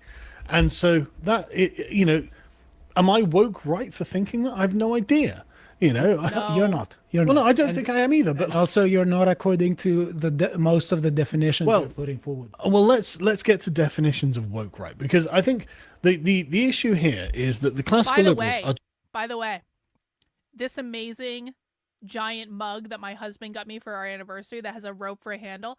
This is a UK company. I think it's called Chug, and it's a wooden mug, and it has insulation in it, so it keeps my coffee warm, and it has a coin on it, and I think you can customize the coin, but just since we're watching the Lotus Eaters, and I rarely invite a British experience onto my channel because I've had a really bad experience with British men, but come on. You can't deny the craftsmanship is beautiful. So shout out to the United Kingdom. Maybe someday I'll return. Maybe. Just essentially afraid of the intellectual development that the philosophical culture has made throughout the 20th century. They don't want to engage with it. They don't want to accept it. And they want to kind of just default back to something that, you know, John Stuart Mill would have been happy with. Okay, I think that what is going on here is that a lot of people in, let's say, on the right or in lots of classical liberals, let's say, they are worried that a lot of people, especially on social media, are adopting the no enemies to the right tactic, and they are pandering to audiences of people without drawing red lines. Yeah, that's so true. what happens is that they are trying to propose where to draw the red line. I agree that a red line has to be drawn, but obviously there is a question to be had as to where it has to be drawn. Sure. And so that's what I a- think is happening here. sure, and we've got a line drawn here by James Lindsay. Terry, you're the British experience? Well, I should have come and hung out with you the last time I was in London. Oh, this is a great tweet. I commented on this one too. The woke right are modern day fascists in exactly the same way the woke left are modern day communists. Well, there's an interesting admission that like fascism's left wing. But Sorry, go on. woke left and modern day communists, there's overlap there, sure, but But they are definitely communists. But it's They're like saying, absolutely communists, you know, my 100%. childhood self is me, and I'm the modern day version of my childhood self. It's like, well, yeah, there's I feel like it's unsatisfactory. yeah, it's a terrible definition. Yeah, because communist conjures up the notion of a conventional communist like Lenin, Mao, Karl Marx. No, it doesn't. And it's No. ideologically distinct, even though there is crossover. We need to introduce them to gain of function Marxism, which started significantly after Marx and Lenin. It started in the US. Well, it started in about the 60s, but it really picked up speed in the 80s, where a narco-communist subculture basically meshed and combined with queer in order to produce a mutated strain of Marxism. And that's what we experience. That's what woke is. Woke, by the way, and I'm kind of thinking through how to explain this as I'm speaking, so please excuse me if I flub it a little bit. What most people understand of as woke is the kind of, it is the watered down version of queer anarcho-communism that created a mutated strain of Marxism that we're dealing with in the United States. What we're dealing with in the United States is not pure Marxism. It's just not. It's not Maoism either. Mao has nothing to do with this. Most modern communists denounce Mao entirely, so it has nothing to do with Mao, okay? This is, most modern communists in the United States are Marxist-Leninists. Every once in a while you find some Stalinists, but really they're kind of rare. They're mostly Marxist-Leninists. There is an offshoot that happened because of this queer anarcho-communist subculture thing that started picking up in the 80s. This is why I'm covering zines on my Substack. The zines are the major influence. They're how we know what these people were thinking. There's a weird offshoot that I've called gain-of-function Marxism that is a mutated strain of Marxism that basically has manifested all of the gender shit, everything related to, well, feminism is part of this too. Feminism is part of this. All of the queer shit, all of the drag queen story hours, all of the, you know, screaming pink-haired people, all of the weird-looking people, this is all because of gain-of-function Marxism. So it's not pure Marxism in its purest form. It's a mutated strain of Marxism. And that's something I talk a lot about on the Substack if you want more information about that. Over. I don't know if I'd say it was ideologically distinct. The woke left are descendants of those people, because True. people like Lenin were like, okay, why Sargon hasn't the is communist right. revolution come about? And a lot of people, and then he of course is instrumental in the Russian Revolution. But then you have people like Gramsci being like, okay, well, why didn't it come about in the West? And then you've got a very long and autistic history of people looking at the concept of ideology and saying, right, it's the things that the West believes and instantiates into itself that prevents communism coming about. And therefore, you've got Kimberly Crenshaw, who directly picks up Gramsci's argument. There are Maoists, and I should clarify that. I don't want to make it seem like there are no Maoists in the United States. There are absolutely Maoists. I just don't. I would push back on the idea that James Lindsay has propagated, that what we're dealing with is Maoism with American characteristics, because most of the activists that I listen to don't like Mao and don't ascribe to Mao. Emmy O'Brien, who's one of our favorite Abolish the Family activists, was very active in this subculture, said in her trans oral history she was surrounded by Maoists right before the queer anarcho movement. That's interesting. We got to listen to that at some point. I don't have a photographic memory. I'm just a savant when it comes to socialism. I don't know why. I generally do have a pretty good memory. It's not photographic, but when it comes to socialism, for some reason, it's my calling. We would need a war of position rather than a war of maneuver against the establishment and governments of the West in order to dissolve the cultural fabric of our societies, which is exactly the point of intersectionality. And so it's not that they're not communists. What they are communists who are like, oh, we failed there, we failed there, we failed there. We need a tactic in order to win. So they are communists. They're doing exactly what the communists have always done. If Marx had lived in this day and age rather than back in the 19th century, he would have done exactly the same thing, because he would have been given access to the intellectual equipment and tools that our modern communists have. So, it is true they are modern day communists, but it's not really describing what has happened. I mean, to sort of give the devil its due here, I think the closest thing that the woke is to communist is, as you said, the use of intersectionalism to create these divisions and basically divide and conquer, isn't it? No, who is this guy? He is completely wrong. He is completely wrong. To say that woke is divorced from communism is an unhinged perspective. I'm sorry. Are the different people on the left, Marxist, Leninist, Maoist, having different ends, or do they all have the same end of wanting to eventually dismantle hierarchy? Okay, so that's a great question. For the most part, just make the assumption that if they're on the far left, they want to abolish private property. So a lot of the communists that I listen to, they'll refer to themselves literally as communist, socialist, Marxist, sometimes literally in the same sentence. They say we as communist, socialist, Marxist. So they're referring to each other as like all of those things, right? And their overarching objective for all of them, regardless of whether they're Marxists or Maoists or Stalinists, et cetera, is the abolition of private property. Again, that's the definition of capitalism. When they say capitalism, they mean private property. I defined it earlier, so I don't want to go back and define it again. I've defined private property like 8,000 ways at this time, but it means bourgeois property that you can use to build build personal privatized wealth that is not available to the masses. So yeah, just make the assumption that the overarching goal is always and forever to abolish capitalism.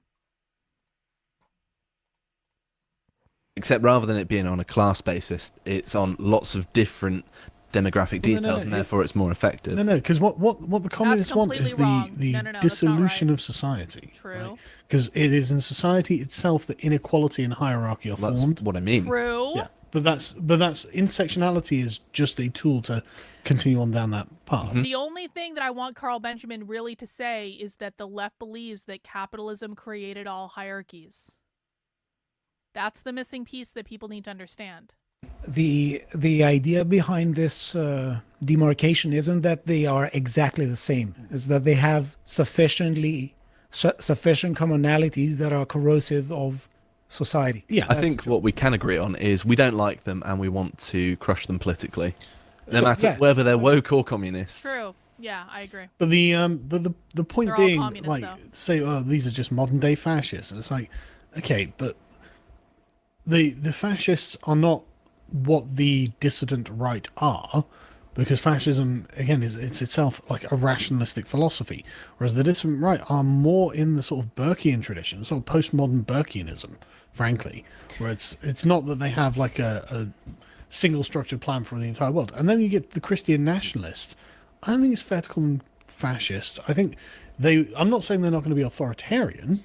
By the way, can I tell you guys a secret about the fascist thing that the retards of the internet don't understand? I'm not really a fascist. I'm just saying that to prove a point. Don't tell anyone. I know we're live on the internet, but when I say I'm a fascist because I want to ban all queer stuff and I want to have book burnings and I want to basically ban the publication of queer books and jail anyone who teaches it, I'm not in real life a fascist.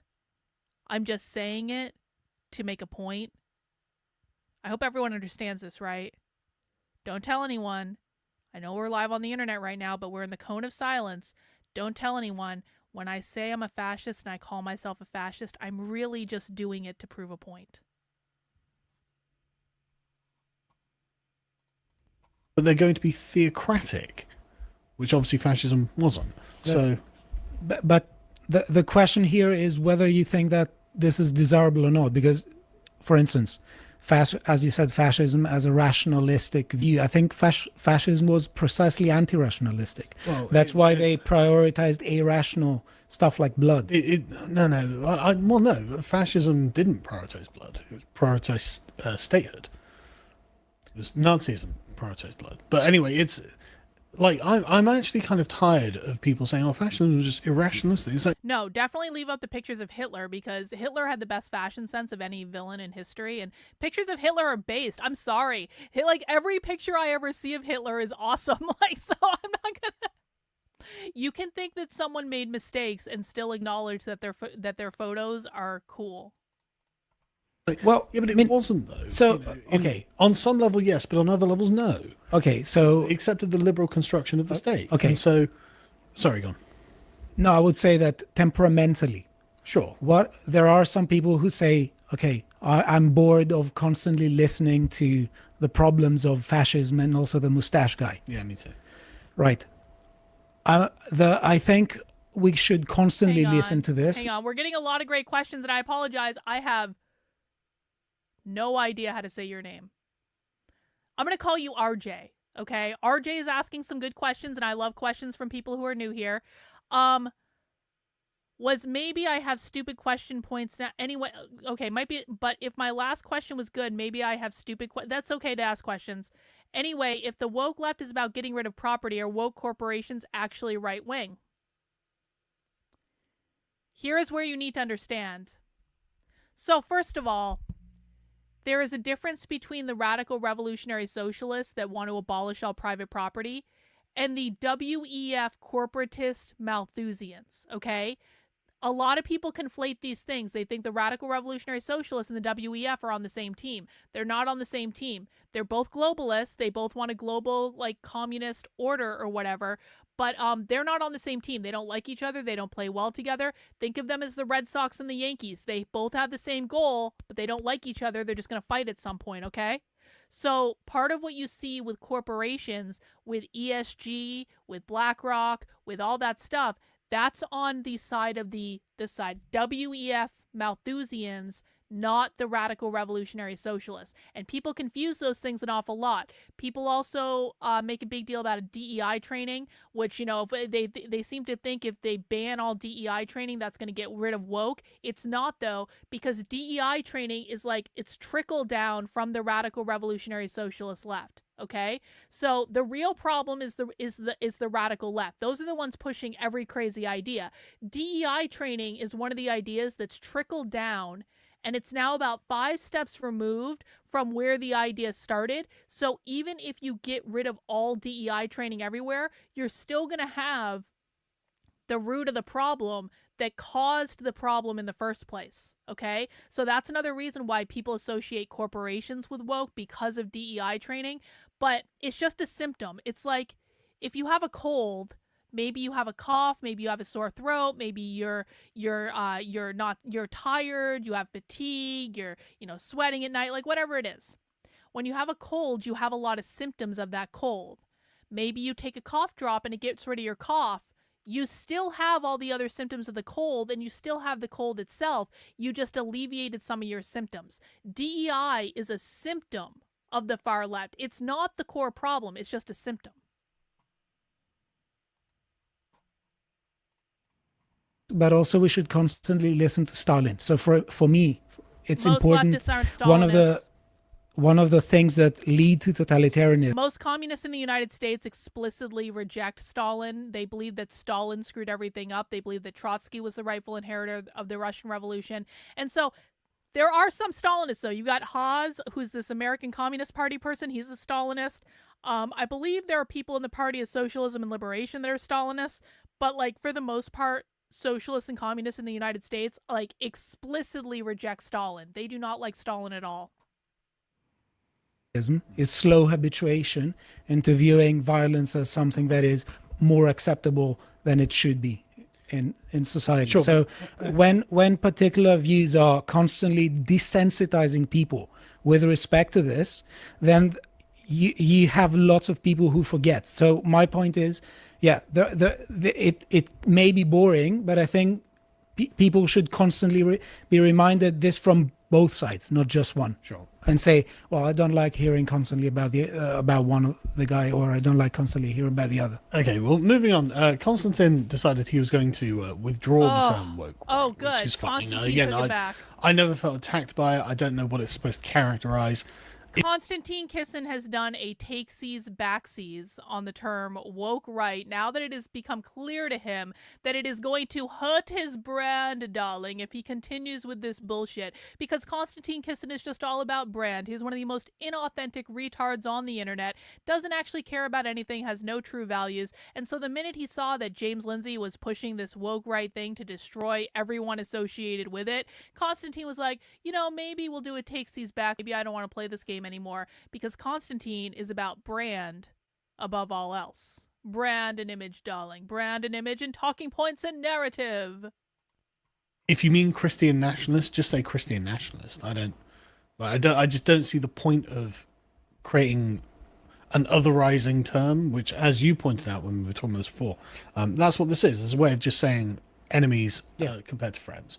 Which pure Schmittianism, which is fine. I mean, there's nothing wrong with you doing that. But you have to draw the line, and remember that a lot of the criticisms of classical liberals is that they haven't been drawn lines. Sure, that's definitely a left-wing criticism of classical liberals. But the point being, he says, okay, well, look, provide me a better term, and this is essentially the definition that he's trying to get to, right? And I think this is perfectly fine for us to discuss. So it's thinking the West is bad and siding with its enemies, right? So I don't think there are any groups on if one of the definitions these people have of the woke right is thinking the left is bad and siding with its enemies, then Nick Fuentes and the Groypers are completely eliminated from the woke right. Because Nick Fuentes and the Groypers don't think the West is bad. They think the West is good. So if that's one of the criteria, then fine. On the right that think the Lindsay West is proven bad. wrong again. I think what there are groups on the right that at worst think that the regime that controls the West is bad, as in they're against liberalism and internationalism, and therefore they like people like Assad and Putin because they see in Assad and Putin. Did Konstantin just admit that the Jews control the West? And listen, I don't care if people are Jewish. I really, really don't. I'm just interested in the argument being made. I would never want to be accused of being anti-Semitic. That kind of sounded, though, like that Konstantin believes that Jews control the West.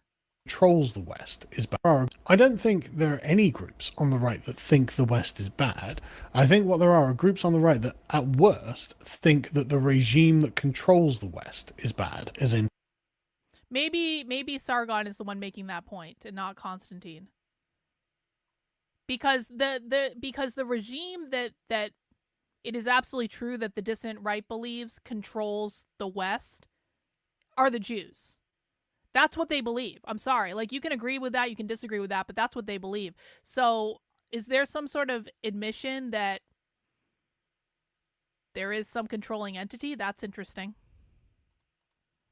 They're against liberalism and internationalism, and therefore they like people like Assad and Putin, because they see in Assad and Putin a kind of totemic force against global homogenization of the entire world. And so it's not that these people are necessarily desperate for the Russians to take over the West and replace the Western population with Russians or something like that. What they see is just anti-liberalism. Well, I would say one of the very few things uniting all of the right is a certain sense of Western chauvinism, isn't it? Yes. It's the West is the best, and it is, undeniably. Yeah, an absolute sort of aggressive parochialism. My issue with this is that there are many conceptions of the West. So some people view West entirely as biological, and others view it culturally. Others view it as Christianity. Sure. Others view it as a strand of Christianity.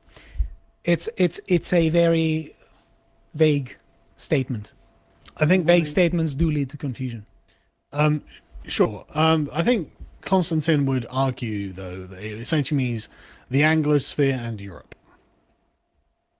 Yeah, but what about them? Because if you constantly they change the mix of the population, let's say in those areas, you basically destroy the West. You don't. Yeah, no, I agree. But I know. But the point is, someone in woke right would have to think the West is bad and siding with its enemies. So again, I don't think that people are against the West, as we've defined it there. What it is, they're against the regimes that control the West, such as the European Union, the Democrat Party, the international deep state, whatever it is, right? So there's that. I think essentially makes these criteria essentially don't refer to anyone. That's the problem.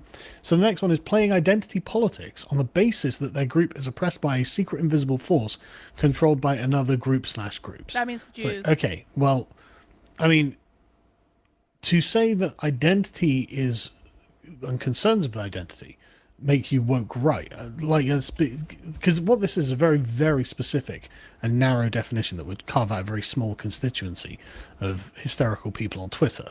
But to suggest that, say, identity politics that represent a group as being oppressed by not even a secret force, just any invisible force that's controlled by the groups, well, that's obviously true, right? So the example being left-wing activists who staff our institutions. Again, they're not secret or invisible, but they are actively discriminating against straight white men. Which, so take the example for the... Wait. Are you fucking shitting me? Konstantin Kisin is now saying he was trolling when he said takesies backsies on the woke right. Hang on, let me look this up real quick. Are you shitting me? Really? Really? Hang on. When did he put this out?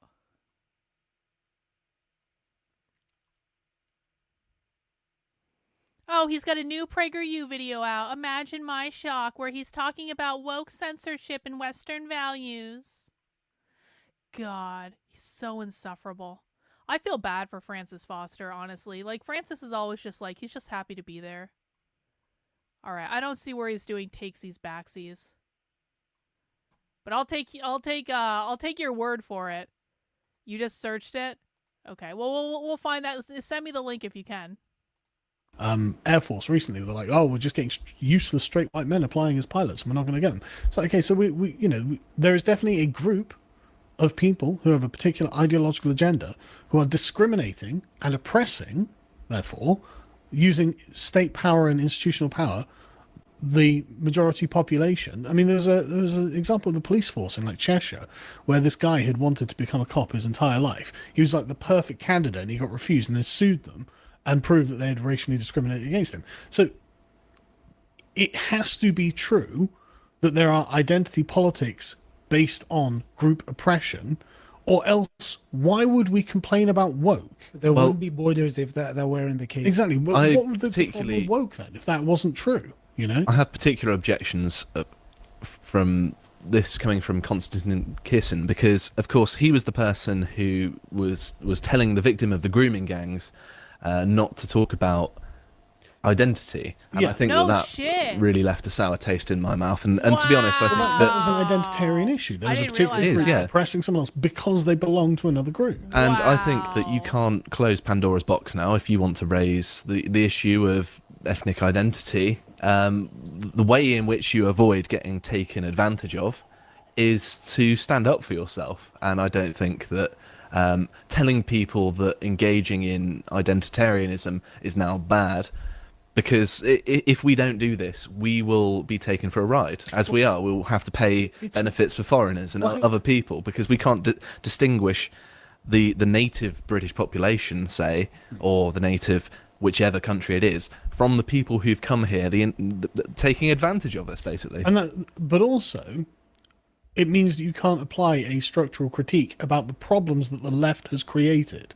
So if the left institutionalizes a load of minoritarian-based, anti-majoritarian, racial, ethnic, gender, sexuality policies, then, okay, but to be able to root them out, we have to be able to at least identify them and say, well, look, this group is oppressing this group for X, Y, Z reasons. So, like, that is us having to look at the identity politics and address it, even if you want to be a pure formal proceduralist about it. You have to accept that the structural critique is valid. Otherwise, what are we even doing? And otherwise, what you've done is allow the left to drag our institutions radically to the left, and then you go, right, okay, guys, this is where we're staying. We're staying neutral now. It's like, no, we don't want to be neutral now. Exactly. That's not the future I want. I don't want my children being institutionally discriminated against because of their race. understands. And so we have to accept that there's a critique. Anyway, having an obsession with group-based victimhood and grievance, well, it depends on how much it's affecting your direct personal life. Like, why is it my children are trying, the teachers in my schools are trying to get my children to go to mosques and bow in prayer as a way of, like, sharing their culture with us, but the Muslim children are never brought to a church and they engage in prayer in a church, right? That, like, this matters. question. This matters. You're right on this, and I fully agree with you here. And here is where I think that they are going very astray with this, because philosophically speaking, identity politics, well, you can carve identity in all sorts of ways, in the same way you can do that with West. There are all sorts of friends and enemies, and everyone is drawing the red line somewhere. Yeah. So depending on whether you draw the red line, you have at least two identities that matter. I don't see I a agree. human I totally agree. But the point is, And it's also very abstract, because Sorry. we shouldn't just examine Nothing's it in coming the up. abstract. It's just, we're talking about a society with particular problems that have arisen historically. So could it be that group-based victimhood has arisen for group-based reasons? If yes, then people should view it. and also the nature of victimhood doesn't have to be it doesn't have to be. Bro, you have a wrench, bro. You can post a link in the chat. I think the reason I gave you a wrench was so you could post links in the chat. Grooming gang, right? It can be something that's more subtle, that you don't want to call being a victim, but is in some way sort of a sandpaper effect to the culture. You could say anything relating to a two-tier society. Yeah, something like that. And this is a problem that we live in now. So again, like, to say, well, Another question from RJ. Are we anti-leftist, or in an ideal society there would always be the struggle between left and right? No, I'm pretty fucking anti-leftist. I'm very anti-leftist. I'm very anti-communist. So, but here's the thing. We have got a big, massive problem that is coming our way at the hands of the left, where I really do believe they're going to get their revolution in this country in like 10 to 15 years. I really do believe that. I think they're going to try to overthrow the federal government. I think they're getting all their chess pieces where they need them to be. And in 10 to 15 years, they're actually going to try to do it. And when they try to do it, we're not going to be able to stop them, because we're going to be completely ill-prepared. So here's the thing. I don't require anyone on my channel to ascribe to any political philosophy other than I don't want the left to win. That's it. We can have differences of opinion and we can bicker about other things that are separate from that. Oh, you were telling Postcard to search his feed. Okay, what do you want me to search his feed for, though? So there are a lot of different political views on my channel. I have everything from, like, I literally have National Socialists who watch my channel, like self-professed, like, real Nazis who watch my channel, all the way over to I actually have communists and socialists who watch my channel because I know more about their ideology than they do. I have conservatives, I have MAGA people, I have dissident right-wingers, I have independents, I have libertarians, I have disaffected lefties, I have, like, everyone. The common denominator between us, with the exception of the real communists and socialists who hang around, is we don't like, thank you, Reagan, we don't like the communist, revolutionary, socialist far left, and we don't want them to win. Beyond that, we can bicker about other things later, okay? Let me just pull up the link that I was just sent for Konstantin Kissin's Takesies Backsies tweet. Thank you, Reagan. Thank you, social media comment section. Here it is, Konstantin Kissin with the Takesies Backsies. And then James is right underneath him. Of course, look at this. Amusing how many people confuse this skillful trolling with me actually changing my mind about the term woke right. I haven't, because no one has suggested a better term, and because the quote tweets and replies are all proving my point. So apparently both James Lindsay and Konstantin Kissin think they can make ridiculous, illogical points on the internet, and if people get mad at them, they're proving their point. It's exactly the same thing as Robin DiAngelo saying all white people are racist, and then white people get mad and they're like, we're not racist, Robin. And then Robin DiAngelo goes, that's proof of your racism. You got mad when I told you that you were a racist, and that's proof that you're a racist. It's exactly the same thing that James Lindsay and Konstantin Kissin are doing. They're saying, you know what, guys, we were wrong about this woke right stuff and blah, blah, blah, blah, blah, blah, blah, blah. But all your mean comments prove that we were right about it in the first place. We're going to start calling Konstantin Kissin, what should we call him? Konstantin DiAngelo. Konstantin DiAngelo. Okay, got a few more minutes of the Lotus Eaters podcast. I'm enjoying this, though. This is a good stream today. This is a calm stream. Well, being concerned about that essentially puts you in the woke right is to say, no, I'm fully committed to the atomic liberal perspective on what a human being is, and actually I don't think that's correct, and I can see in my real life, everyday life, how this is not going to solve the problems that are being imposed on us from the left. But there are... That's wrong, yeah. Yeah, there are, various other things, revising and perverting history to fit an ideological narrative. Well, I mean, history is a set of lies agreed upon, so that's is guilty of that. Ha, I like that. I agree with Napoleon on that one, to be honest. Reacting to disagreement with name-calling, ostracism, and bullying. Well, who has done that, James Lindsay? Who's been calling people woke right as an otherizing term? Like, sorry, when Tim Pool came out, I was like, well, that makes James Lindsay and the classical liberals the woke right, the right hand of the left. Yeah, well, that's true by this own definition. Sorry, and then creating a culture of fear among more center-leaning people to prevent criticism. It's like, well, I don't think there should be a culture of fear, obviously. What amazes me, though, is why people react so much against this. Why is it that people react as if they're like demons, and you throw James garlic or holy water in them? Well, this is I made a post, and a lot of the people that now are trashing Lindsay, they did the same to me and even worse. Yeah, I know. So I think it's just the nature. I'm just asking myself, why did? Because people sometimes say things you don't like on Twitter. That's why. People sometimes say things you don't like on Twitter. Just because people say things you don't like on Twitter doesn't mean you change your entire ideological view because of the mean tweets. Did they not ignore it? Well, it's the same with like the James Lindsay fans calling me a communist because I was like, no, I think that actually these people had good critiques of modern society and we should take them seriously because they're highlighting our weaknesses that we can solve. And they're like, oh, right, you're a full communist now. It's like, that's right, comrade. Collectivize the means of production. I'm only a business owner. Yeah, I want the state to take over my business. Fucking idiots. Yeah, know, fucking can I say idiots. something? Yeah, go ahead. A confession. That's funny, but when you debated with you and Connor debated Phil Labonte and Tim Pool Oh, he's so on stupid. liberalism, Phil is so I dumb. posted and said, Social Phil, media if you comment need help section. with these commies, call me. I mean, just of all the things to call me, a communist is so funny.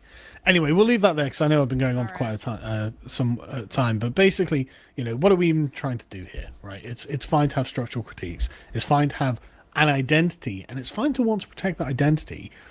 And that might not be most doctrinaire liberal position, but sorry, we live in the world in which we live. We don't live in homogenous 90s societies. Things have changed. We have to change with them. Subscription for someone that you know and love and you think they would enjoy our work. All right. That's the end of the Lotus Eaters one. Oh, I almost don't even want to do this, honestly, but we're gonna watch a little bit of it. We're not gonna watch a lot of it. So the next thing on our docket is James doing a cope stream with someone over the woke right stuff. I don't want to watch a lot of this. I just want to get a basic mise-en-scène of how James is coping with this. This is relatively new. This should give us a preview of the podcast James is going to be premiering in a couple days on Thursday. We may do that. We may crash that podcast in the chat. We may not. I'm not 100% either way. If you guys, let me do this. Okay, so we've done several chat takeovers every time James has premiered a podcast about something dumb, where we basically go in and we're not mean, we're not hurling insults, we just ask questions that James doesn't like us asking, and we make new accounts when James blocks us because he doesn't like people asking questions he doesn't like. One in the chat if you think we should do another chat takeover on Thursday when James is premiering this new Woke Right Cope podcast. 2 in the chat if you just think we shouldn't bother with it. So 1 in the chat if you would like to do a chat takeover. 2 in the chat if you think that we need to let it go because it's just too much. And let me know. I mean, honestly, I'm ambivalent. I could go either way on it. But let's see what James had to say on this interview. To irritate them. I take these terms very literally. I mean, I've studied the woke left phenomenon, the woke Marxist phenomenon now for a decade, and very intensely for, at least 6 or 7 years. And when I say woke, I mean something very specific. I'm not being glib to call it woke right. I mean that woke means that you've awoken to a oppressor-oppressed dynamic as the basis for how society is organized. In other words, that the fundamental organizing principle of society is... It does look like the 2s have it, which means we don't have to do a live takeover on Thursday. However, just because I'm not streaming it doesn't mean you... This is a perfect freeze frame. Just because I'm not streaming it doesn't mean you guys can't do it. So if you put a 1 in the chat and you want to go ask James some questions in his chat as he's premiering his Woke Right Cope podcast... It's on Thursday at 2 p.m. It's on the New Discourses channel. Please feel free to go and do it. And I'm not saying we're never going to do another James chat takeover again. I'm really not. I'm just saying that I'm finding this all exhausting, and even just watching this is a lot for me. But you guys are welcome to do whatever you want. I'm not going to tell anyone what to do. If you want to go chatting questions on Thursday when James is doing his podcast, please feel free to do so. All right? Some form of oppression of usually people like me, and that you have a duty of conscience to resist that oppression through collective action, aiming to seize power, as a matter of fact, for your faction. And that's rooted in the first paragraph of the first chapter of the Communist Manifesto, where Marx says that all of history is the history of class antagonism or class conflict, which is now called conflict theory. And that the movement of history is defined by those conflicts, and that those conflicts can be summarized. Sometimes it's this and that and the other thing, but he says it can be summarized in a single word, which he says is oppressor versus oppressed. And so believing that about the world makes you woke. I don't necessarily think that it matters what you think that grand conspiracy theory and structural power dynamic is, as I kind of became famous for. James believes that if you believe that there are oppressors and oppressed in the world, that there are not even oppressors and oppressed. James believes that if you believe there are power dynamics in the world, that makes you woke. Isn't that just like life? Some people have more power than others. Just like ask reasonable questions. Ask questions that are related to his work. You don't have to be like aggressive. You don't have to be like, just ask him like, James, are you sure you didn't rewrite 86% of the Communist Manifesto? Something like that. I don't know. Or was I said, look, Marxism does this with economics, but critical race theory does it with race, and queer theory does it with sexuality, and feminism frequently does it with sex. You can interchange the parts, but still have the same, if we're technical, dialectical logic or conflict theory driven logic at the heart of it. And I have argued, I think persuasively, that that's what characterizes Marxism as Marxism, or woke as woke, if we update No, into... James, no. What characterizes Marxism as Marxism is they believe that capitalism, which they defined as private property ownership, created those hierarchies. This is why we've been haranguing James's ass to actually say the word capitalism, which he still refuses to do, because it's not that the hierarchy exists. It's not that there are saying there are power dynamics in the world is just common sense. We don't live in a world built on equity. We don't live in a world built on Marxism. So inherently, there are power dynamics in the world. What distinguishes Marxism is saying that those power dynamics are created by capitalism, which is private property ownership. And all of the schools of thought of critical theory all come back to capitalism. Critical race theory is not about race. Critical race theory is about the system that created racism. That's what systemic racism is. The system that created and upholds racism. The system is capitalism. When you're talking about gender ideology, queer theory, capitalism created the gender binary. Capitalism created the nuclear family. The nuclear family is the reproduction mechanism for capitalism. When you're talking about environmental justice, capitalism created the climate crisis. According to the left, this is all things the left believes. When you're talking about reproductive justice, which is how they talk about abortion, they're saying that people are, that abortion is a way to escape the gender binary, which was created by capitalism.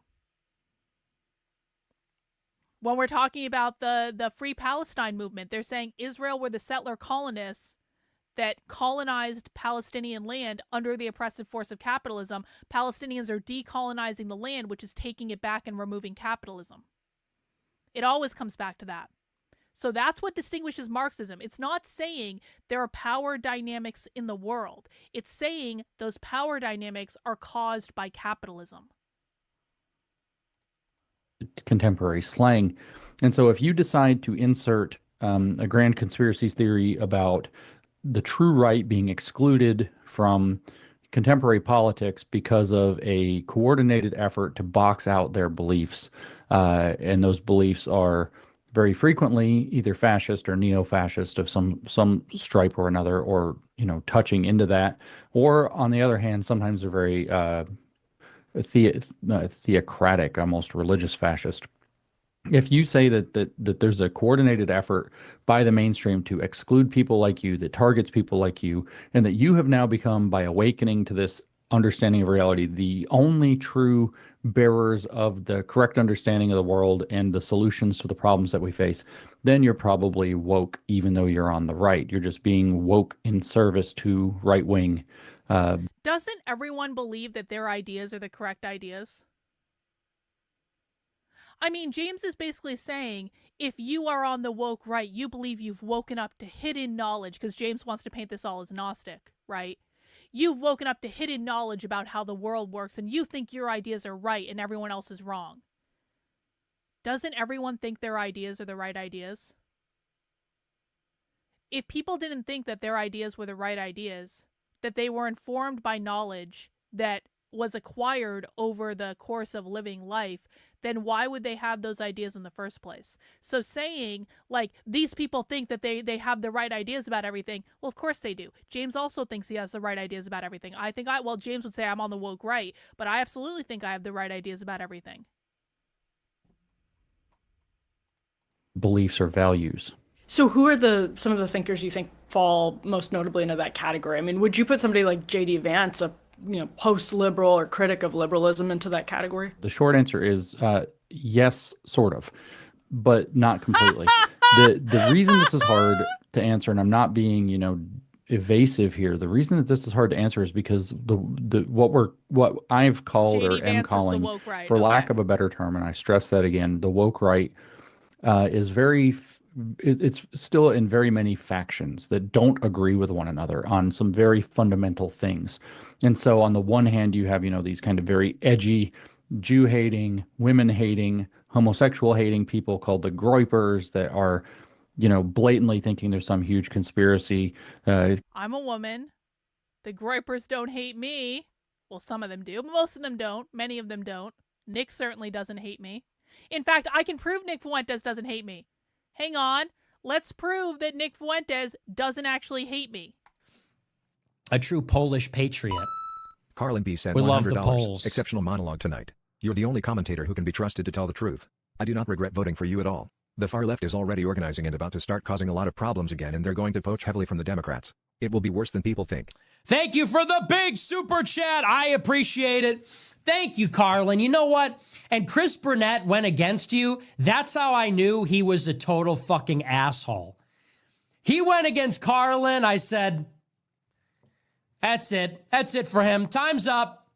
Anyone that goes against Carlin, expiration date is on its way. It's right around the corner. As goes Carlin, so goes the Groyper. That's what they say. She's like the Ohio. Only in Ohio. She's the Ohio of Groypers. If they're not down with Carlin, typically, they have some deep personality flaws. You've been loyal. So surprising, because everybody said, oh, she's terrible, blah, blah, blah, because you're from the left or whatever. But you're the only one that's been loyal over the past couple of years. Not the only one, but one of the only ones. So thank you very much for your loyalty and the kind words. I appreciate you. We're going to war against James Lindsay. You keep James Lindsay up at night. I got to come and visit you in his head where you live rent-free. I got to come and visit Carlin. Knock, knock. We're inside James Lindsay's brain. We're inside Chris Rufo and James Lindsay's brain, where she has taken up a residence there permanently, and she's performing. She's doing shows there. She got a 10-year contract to do her talk show. No, but thank you very much. You're right. The left is going to come back pretty hard. Empire Strikes Back again. Blackjack sent $50. Nick. He doesn't hate me. Sorry, James. That the Jews control everything and Jewish power is the thing, and it's all anti-Semitism in the name of some, all-powerful traditional Catholic, something that's supposed to rise up if you listen to Nick Fuentes. And somebody like him obviously doesn't share a ton of beliefs in common with somebody like JD Vance, who is post-liberal. But the post-liberalism is itself one of these indicators. So if you had like a checklist of things that made somebody likely to be diagnosable as having woke right ideas, I was going to use the term I usually use, which is ideological contamination by woke right ideas. The post-liberal is a checkbox. It doesn't make you that, but it's a checkbox. It's something you've got to be looking at. If you've become skeptical of the broad liberal order, it depends as to what makes you woke or not woke. What makes you woke or not woke is whether or not you've woken up to a structural oppression-based system that governs. I love how all the women who watch my channel are like super protective of Nick now. They're like, you will not besmirch our Nicholas. Society. So has JD Vance done that? I don't notice that. I don't think so, but he is post-liberal. So that's just kind of like one, it's not even woke right adjacent necessarily. It's like one checkbox among many. On the other hand, you have these people like an American Reformer who received my rewrite of the Communist Manifesto and published it, and they don't agree with this anti-Semitism coming from the Groypers, although James they do have some other hardline views about women and homosexuals that do have some alignment. I don't know where they stand. They seem not to be skeptical, actually, of Israel. I don't know where they stand on that for sure, but they are broadly skeptical of something they call the post-war liberal consensus.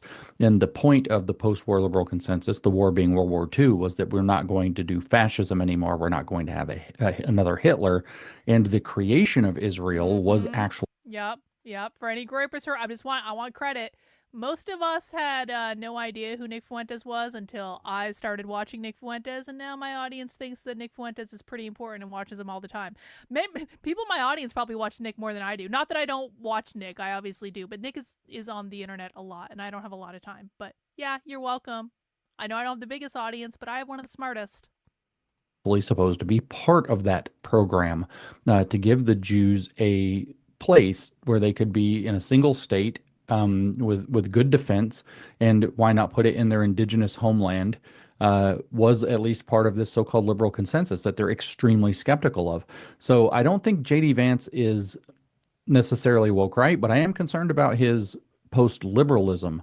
And post-liberalism, has other factions that are not necessarily so woke.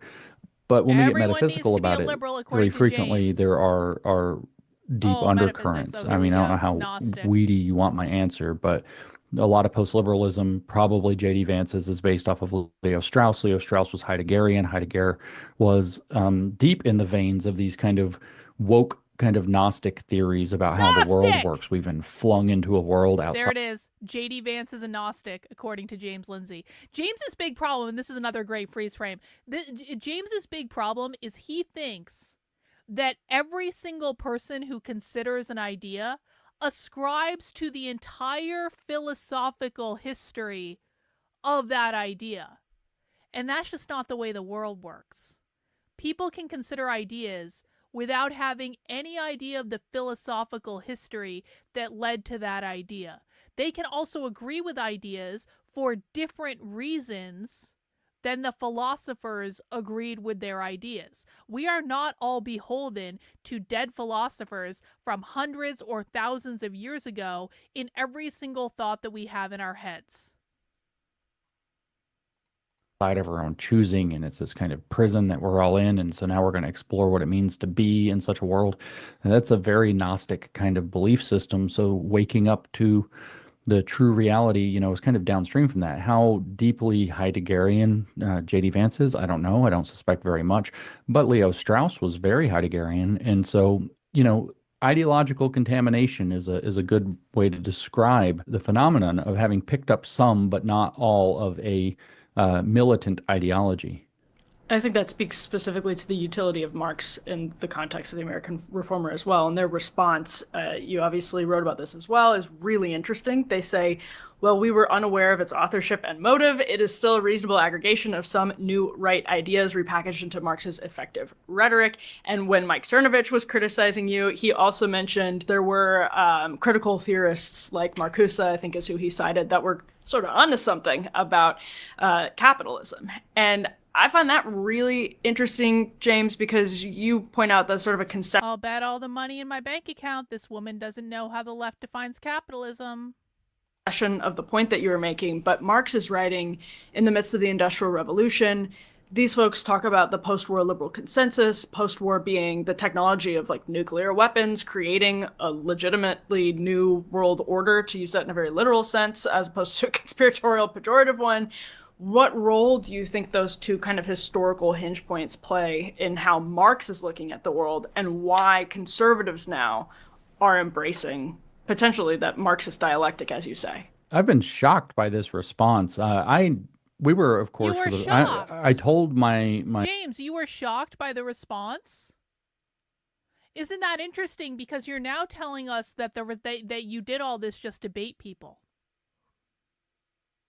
So how can that be, James? Because when was this interview recorded? Because I think this was before James started changing his story. This interview was recorded 4 days ago. Okay, so maybe not. James is saying he was shocked by the response, but is also now saying that he intended all of this as bait. So which is it?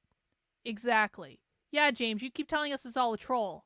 How were you shocked by the response if this was all a troll in the first place? Team at New Discourses where I work, that I had done this on something like Thursday of last week. And so we discussed it over the weekend. We released it on Tuesday of this week. So there's 5 or 6 days in between when we were discussing it. We're trying to figure out what's going to happen. And we had guessed that they're probably going to do some kind of, people would start to say, well, Marx wasn't all wrong. He had some good points. I had no idea that was going to become their primary mode of defending themselves, is that Marx was way more right than people think. His critiques of classical liberalism were really spot on. Marx didn't give a lot of very clear critiques of liberalism. He did some, but he primarily critiqued capitalism, which is the economic engine associated with capital or with classical Private liberalism. And his property critiques, ownership. though, are not good faith. So we have to put on the table first before we can compare these things, because I do think there is a comparison to be made here. But we have to put on the table that Marx's critiques are not good faith at all. He was not making a good faith critique of capitalism or a good faith critique of liberalism more broadly. He was making a critique that was serviced to trying to agitate to get a revolution, to get a socialist world order.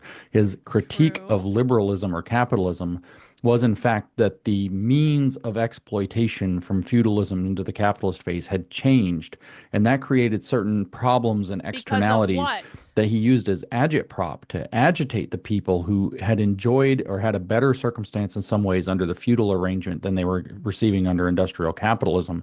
But his problem was that actually the intrinsic class relation, the class conflict that defines history, that fight actually just got harder. And so now you've concentrated the wealth not in these royalty and all of the the nobility, but now you've concentrated wealth in the hands of these exploitative capitalists who are the masters of the factories, and that they're extraordinarily exploitative. But because everybody has their own property rights, you now have this situation where people can't understand why this is so bad. People start to believe that they can, have a bit of their own, and maybe they can become the big factory owner themselves. And so Marx was not critiquing liberalism and the externalities that the switch from feudalism to capitalism produced, like because he thought that feudalism was some ideal state. That was another class society with its intrinsic class conflicts.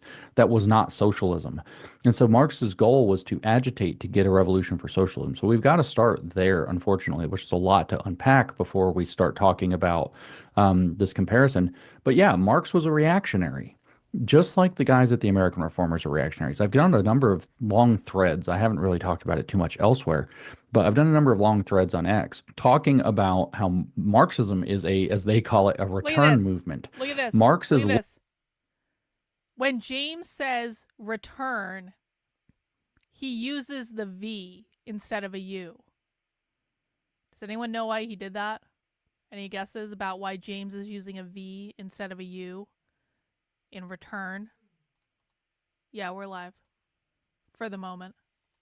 Looking back to the tribal time. This is like old school European philosophy, state of nature stuff. He's looking back to the tribal time when we had total communal tribes, and he's like, that's how human beings are supposed to live. We're supposed to be one giant family with no sense of exclusive ownership from one person to another that shares everything, but the tribes shouldn't be estranged from one another. We need to do a dialectical process to make the tribe global. The entire planet man becomes is born one tribe. free, but everywhere he is in change.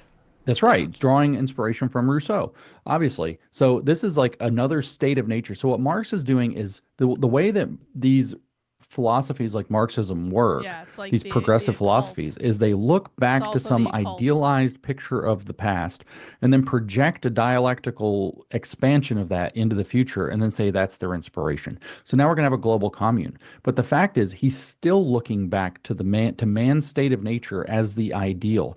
And his goal is to square the circle, because and when people are pointing out that it's Latin, that's also true. But when James is pointing out that something is Latin, his reference is the Gnostic cults that were in Rome. And I'm not making that up. He's talked about this. So when you see him using the V instead of the U, it's because he's trying to make something look Gnostic. What he wants to do is he wants to take the ideal state of nature of man in his tribal commune, which is literally an extended family that shares everything, and figure out how to get all the benefits of capitalism and all the benefits of, an advanced economy and spread that out among everybody all at once. So we're going to have the best of both worlds, which was also Rousseau's project. How do we have the benefits of civilization while we have the freedom of the savage, is the way that Rousseau was exploring it. This is a very popular current. So he's a reactionary looking at the Industrial Revolution and saying, in fact, while this looks like things got better, it's actually taken us further away from the thing we want to be.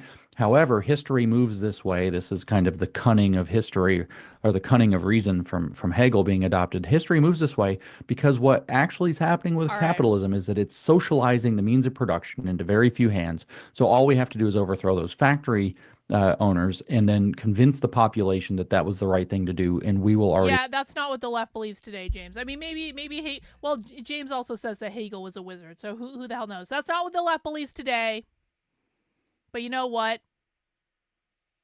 I'm going to end the stream because I don't feel like listening to James anymore. Does anyone have any objections if I end the stream because I don't feel like listening to James anymore? Because I really feel like I need to end the stream because I don't feel like listening to James anymore.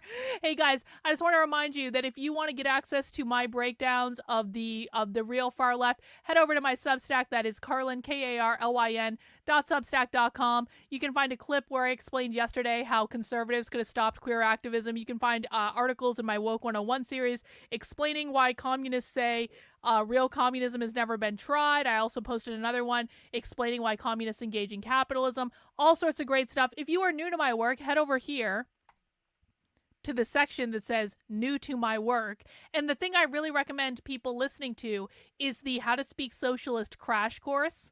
That is available for free on the Substack. It is 4 hours of clips from leftist training, so you can hear exactly what leftists believe and exactly what leftists are saying. Another place you can access that is by going to the main homepage and going to the How to Speak Socialist section. It is always pinned right to the top, and this is my 4-hour on-demand masterclass. That is the very best place to start with the work I'm doing. And as a reminder, you've got a little over 24 hours to get the 25% off the wrapping paper in the Unwoke Art Store. The Unwoke Art Store is unwokeart.com. Link in the description below. You can get some sweet, sweet Trump wrapping paper. I have 4 different designs. You can get the Socialists Always Lie wrapping paper. You can get the Santa Hates Socialism wrapping paper. You can get the Communism Kills Christmas wrapping paper. It's just good fun for Christmas. If you would like to wrap your presents in something subversive or make your favorite Trump supporter smile, there are options over there, and all of the wrapping paper is 25% off until tomorrow at 11:59 p.m. Eastern Time, so pick that up in the Unwoke Art Store. There's also all sorts of great merch in the Unwoke Art Store. We got the best anti-communist merch on the internet, lots of cool designs on t-shirts, hoodies, glasses, pint glasses, all sorts of cool stuff that you can give as gifts, and you can still get it shipped to you in time for Christmas. I would definitely recommend picking express shipping if you do that, just to be careful, but you can absolutely still get most of the stuff in the store in time for Christmas if you feel so inclined. And that is all that I have for today. I'm going to be back at 9 p.m. Eastern Time. We're going to be watching another Anunnaki movie at 9 p.m. That's just for something fun. If you want to learn about the Anunnaki and the origin of man and metaphysical things and spiritual things, come back at 9 p.m. We're going to be watching a movie about the Anunnaki tonight with Jennifer for Disenrage. So that's happening tonight. Otherwise, I'm going to be back tomorrow at 5 p.m. We're going to do leftist stuff tomorrow. No James content tomorrow.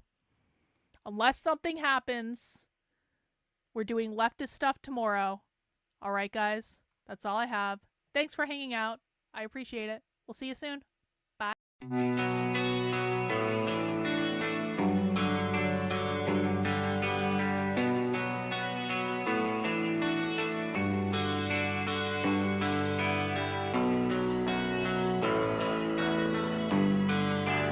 How are you feeling?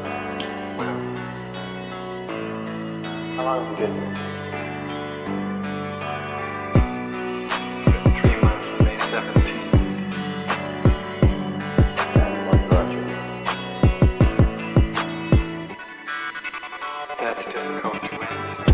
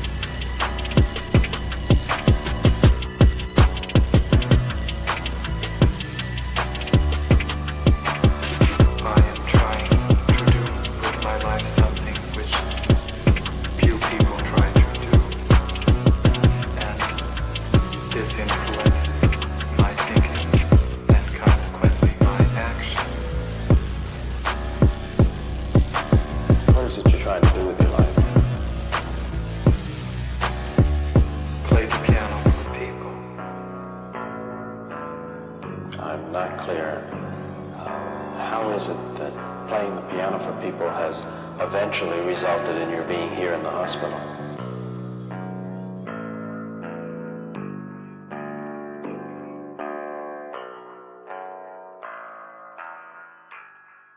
That's difficult to answer.